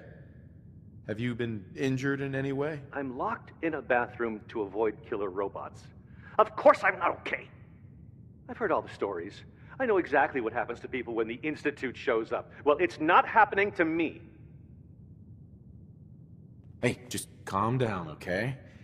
I just want to talk to you. Fine, fine. What do you want from me? Mr. Wallace, would you be willing to help the Institute? Help? The Institute? But aren't they... I'm the bad guys? The Institute has an engineering problem that your scientific expertise could help solve. In exchange for helping us out, you'd be granted access to the most advanced research facility imaginable. Whatever research you wanted to perform, anything, it's possible there. I promise. You'd be safe and secure in a way that's completely impossible anywhere else. You'd be helping us create a better world. That sounds good. Okay, fine. I'll go. Okay. I think we've got this under control now. Thanks. I mean, thanks for the assist. You're gonna bring him in immediately, right? Oh, yeah. Don't want him to start second-guessing the decision. I'll see you back in the Institute. Ah, there you are. I cannot express how pleased I am. Our new guest is familiarizing himself with his surroundings. Yet he's already pointed out several inefficiencies in our methods. With his help, Phase 3 will be ready in no time. And it's all thanks to you. A lot of work went into this before I even arrived. Just how close are we? It shouldn't take long at all. The Facilities Division has it well in hand. There is one more part for you to play, and I think you might enjoy it. It is time to announce our presence to the Commonwealth, to request that they do not interfere with our plans. You should be the one to do it. What kind of announcement are we talking about? A broadcast. An announcement to the Commonwealth that the Institute is not to be trifled with. As the incoming director, that responsibility naturally falls to you. We've prepared some remarks for you to record. Once you're finished, we'll broadcast them to the entire Commonwealth.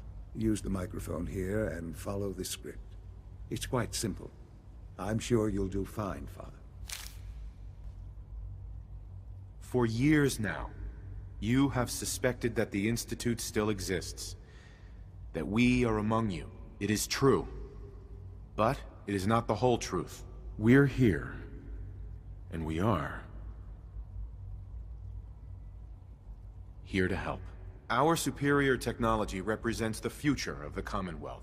Today, we activate our nuclear reactor, ensuring that we will persevere long after the world above ground ceases to exist. Ensuring that mankind has a future. We have no desire to interfere in the unimportant details of your personal freedoms. We simply insist that you do not interfere with Institute operations. To do so would result in dire consequences. Rest easy. Know that the future is in safe hands, and that mankind will thrive under our guidance. Well, that was interesting. Perhaps not what we originally intended, but it will certainly get your point across. Now it's time to make sure that everyone hears it. How would you feel about making a little trip to Diamond City? I could use some fresh air. A quaint phrase, though I'm afraid the air there is anything but fresh. The radio station in Diamond City is listened to by many in the Commonwealth. If we'd like the people to hear what we have to say, it's the best way to reach them. Before we preempt their broadcast, we need to ensure it reaches the maximum range possible.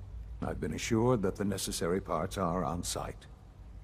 You'll just need to install them to boost the broadcasting power. Report back when you're done. We should be ready by then. Enjoy your trip to the big city. It's done then? The transmitter has been modified. Everything is in place. It's ready to go when we are. Good. Once the reactor is online, we'll cut into their broadcast. I'll let you do the honors. This, my friends, is the moment we've all worked towards. After all your effort, the time has finally come to start our reactor. No longer will we be forced to compromise to survive. No more will we need worry about outpacing our resources. My father and I couldn't be more proud of what you have helped us accomplish. And we look forward to achieving even greater things in the future. The Institute is now truly mankind's best hope. Thank you. All of you. It's great to have you. May I be the first to welcome you, sir. We're looking forward to working with you.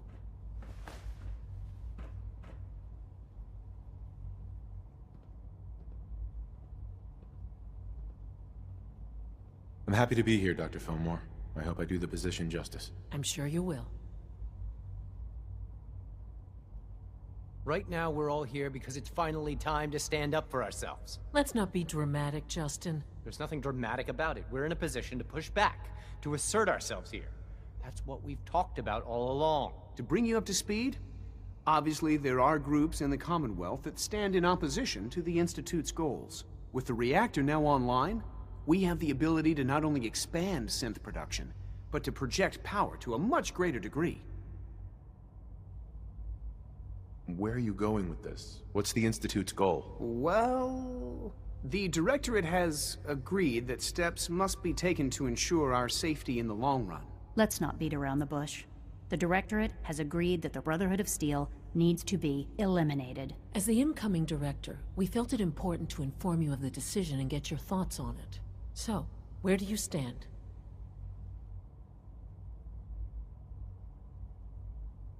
I agree. We hit them hard, before they have time to react to our new position. Good. That's just what I wanted to hear. As director, it's up to you and how we focus our efforts in achieving this goal. We'd like your input on what direction we should take. Do we increase synth production or focus on weapons development?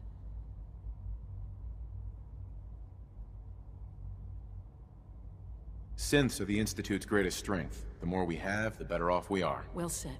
I'll see that the necessary steps are taken. Thank you very much for your time, sir. That's all we have for the moment. I believe Father wished to speak with you once our meeting concluded. To be frank, I don't agree with Father's decision, but I'll accept it. Ah, there you are. You've met with the Directorate. I assume they made their intentions known? It was difficult for them to reach the decision to engage in open hostility. What about you? You agree with their decision? It's the only way we can ensure the Institute's safety. That makes it the right thing to do. I'm glad you agree. None what comes next will be easy. That conviction may help keep us all going. You know, Father, it's no secret that you worked with the Railroad in order to first reach the Institute. The depth of your involvement with them has been called into question repeatedly. I'm sure you can guess by whom. The question is, where do you stand with them now? Do you count them amongst your allies?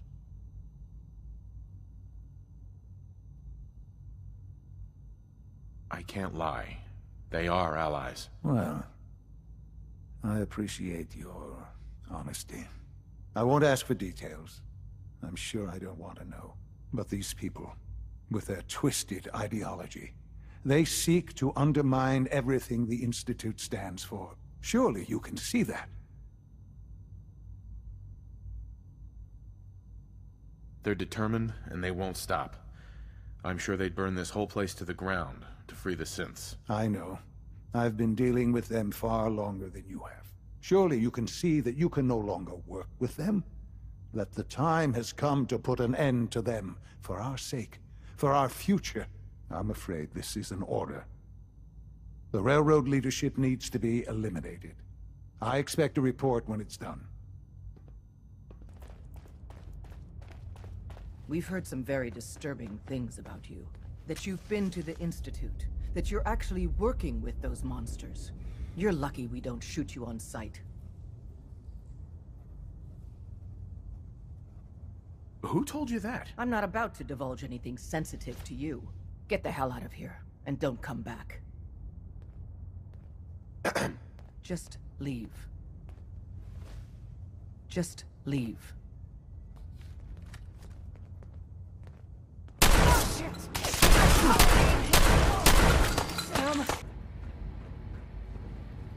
And so, the work is done. I am sorry. I know it was likely difficult for you. It was tough, yeah. I assure you that there was no other way. Their fanaticism wouldn't have allowed it. There is obviously one final threat the Institute faces. What is it? What's this last threat? Well, perhaps it's not that obvious after all.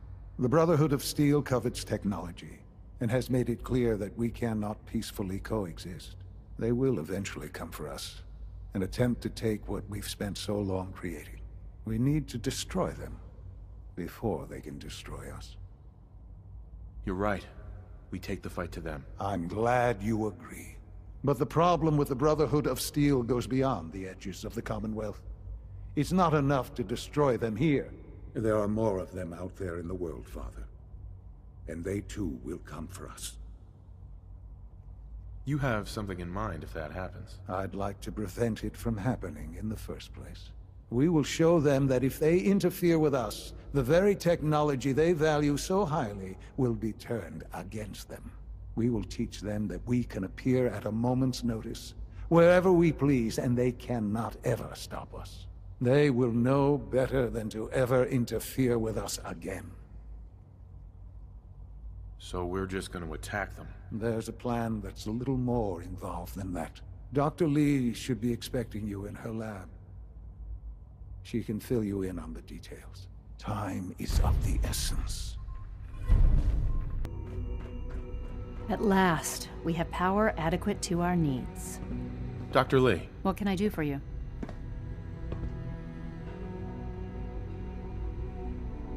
The Brotherhood needs to be taken down, and it needs to be done now. All right. Calm down. Well, let's get to it. Dr. Orman, over here, please. It's time. What now? I'm still working over the code that the robotics sent over. The algorithm is a mess. It's not even close to peak efficiency. It would seem we've run out of time. Let's go. I'm glad you talked me into coming here. So, what exactly is going on? We're going to cover the basics of the operation as it stands now. Dr. Orman has done most of the prep work, so I'll let her explain. Okay, thanks. Is this really exciting, or is it just me? So, you know that the Brotherhood's main operation is at the airport, right? What can you tell me about the airport? Well, there are a few key buildings that are still structurally sound, but no pre-war aircraft are still in service. If they were a little less intelligent, we wouldn't even be talking about this. We'd have just swarmed them with synths. But they're not idiots. They've managed to generate an EM field that's messing with our ability to relay in. What sort of EM field? What's it doing? Basically, just scattering any suitable complex signals, like the ones from our relay, preventing us from getting close. So the immediate area around their encampment is a no-go. They don't, however, have the entire airport covered. We can relay you in to a point at the edge of the airport, and then you can get in and take down the generators. Am I going to know these generators when I see them? You should, yeah. They're just blanketing the whole spectrum, so there should be quite a light show. You'll have surprise on your side. Should give you some time before they can organize a real defense. For every generator you take down, it means we can start relaying in synths, giving you even more of an advantage. And, oh, I almost forgot. Take these. And these would be... Oh, you'll like this. This thing, and I haven't come up with a good name for it yet, it basically deploys a beacon marker. Wherever they land, we can lock onto them and relay synths directly to that position. If there's a hotspot, you can drop synths right on it. We've only got a few of these, so put them to good use. Don't go tossing them into the bay. What are these reinforcements supposed to do? They're going to help you buy some time, while you're completing the real objective. If nothing else, they'll take a few bullets meant for you. Your real job will be to reach Liberty Prime. You know the deal with that, right? What's Liberty Prime? Dr. Lee can give you the rundown. Yes, well, the Brotherhood discovered him. An old pre-war military project that never saw the light of day due to power problems that couldn't be solved. With my assistance, they were able to get his reactor running and use him against their enemies. What did you do? I designed and oversaw the building of the reactor that ultimately solved the power problems. The point here is that in designing the power system for the robot, I had full knowledge of every onboard system. I know exactly what it is capable of and precisely how to exploit those capabilities. We've taken everything we know, made a few modifications based on what we think they've done with it in the past 10 years. And, this part was my idea, uploaded the whole thing into a modified synth, capable of delivering the virus directly into Liberty Prime. The little guy is going to be exposed and vulnerable, so you'll have to keep an eye on him. Make sure he doesn't get shot, you know? What exactly is this virus going to do for us? Well, if nothing else, it'll take over the weapon systems and establish their airship as a primary target. You can figure out what happens next. So your end goal is ultimately pretty simple. Get to the robot, then hold the position while the synth does his thing. Oh, and don't worry. We'll pull you out of there before everything explodes. If you have any questions, now's the time to ask. Otherwise, they'll be waiting for you in the relay room. What happens to Liberty Prime after this? They'll be destroyed along with the rest of the Brotherhood. Have we got a plan B? We don't need a plan B. This will work. Anything else? What have I got for backup? Once the generators are down, we'll be able to throw everything we've got at them. And I do mean everything. No questions. Let's do this. Very well. Good luck to you. Dr. Lee might not show it, but I can tell she's excited about having the reactor online. Time to go, sir. We're relaying to a safe location.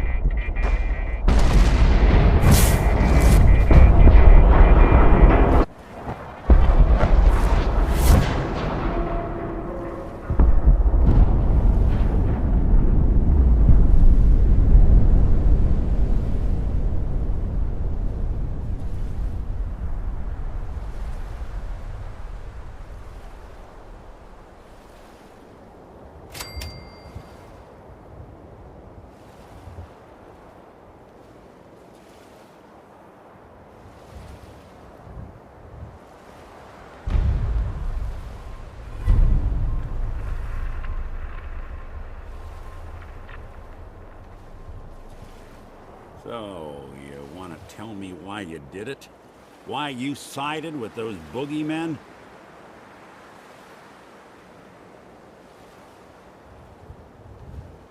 Was there really any other option? The Institute were the only ones trying to preserve humanity, Nick. Preserving humanity? That's what we're calling taking out the Brotherhood? The Railroad? All those lives lost. For what? So a group of mad scientists can keep plundering the Commonwealth to their heart's content? Is that truly the world you want to live in?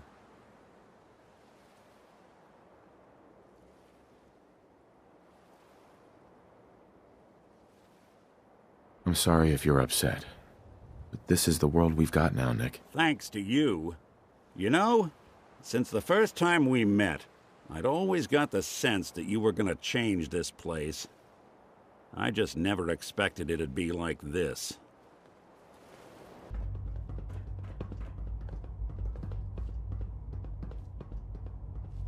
Hello, Sean.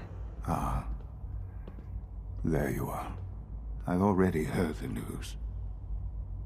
But of course you wouldn't be here if it weren't a success. I'm glad it worked, but I'm glad you're safe.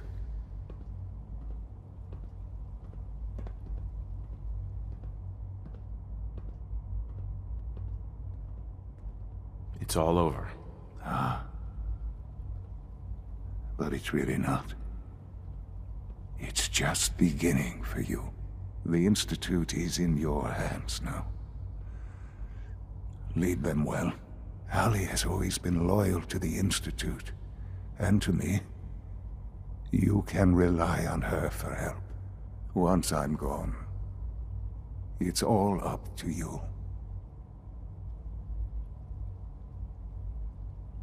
I'll do my best. I know you will. Don't worry about me. You need to look ahead. Focus on the future. Our time together has been strange, hasn't it? I spent years wondering what you were like. Thinking about all we missed out on. I want you to know that I'm grateful for the time we've had.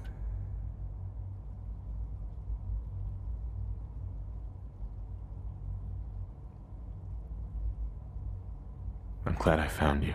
As am I. Thank you, Father. You've helped a boy achieve his dreams. I think I'd like to sleep now. I've lost Sean. All over again. I close my eyes. I see my life before all of this. Before the bombs. Everything can change in an instant, and the future you plan for yourself shifts, whether or not you're ready.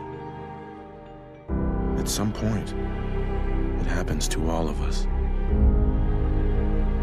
This wasn't the world I wanted, but it was the one I found myself in. The Commonwealth. My home. Ripped apart and put back together. I hoped I could find my family, cheat time, make us whole again. The way we were. But now I know. I know I can't go back. I know the world has changed. That the road ahead will be hard. This time, I'm ready. Because I know war. War never changes.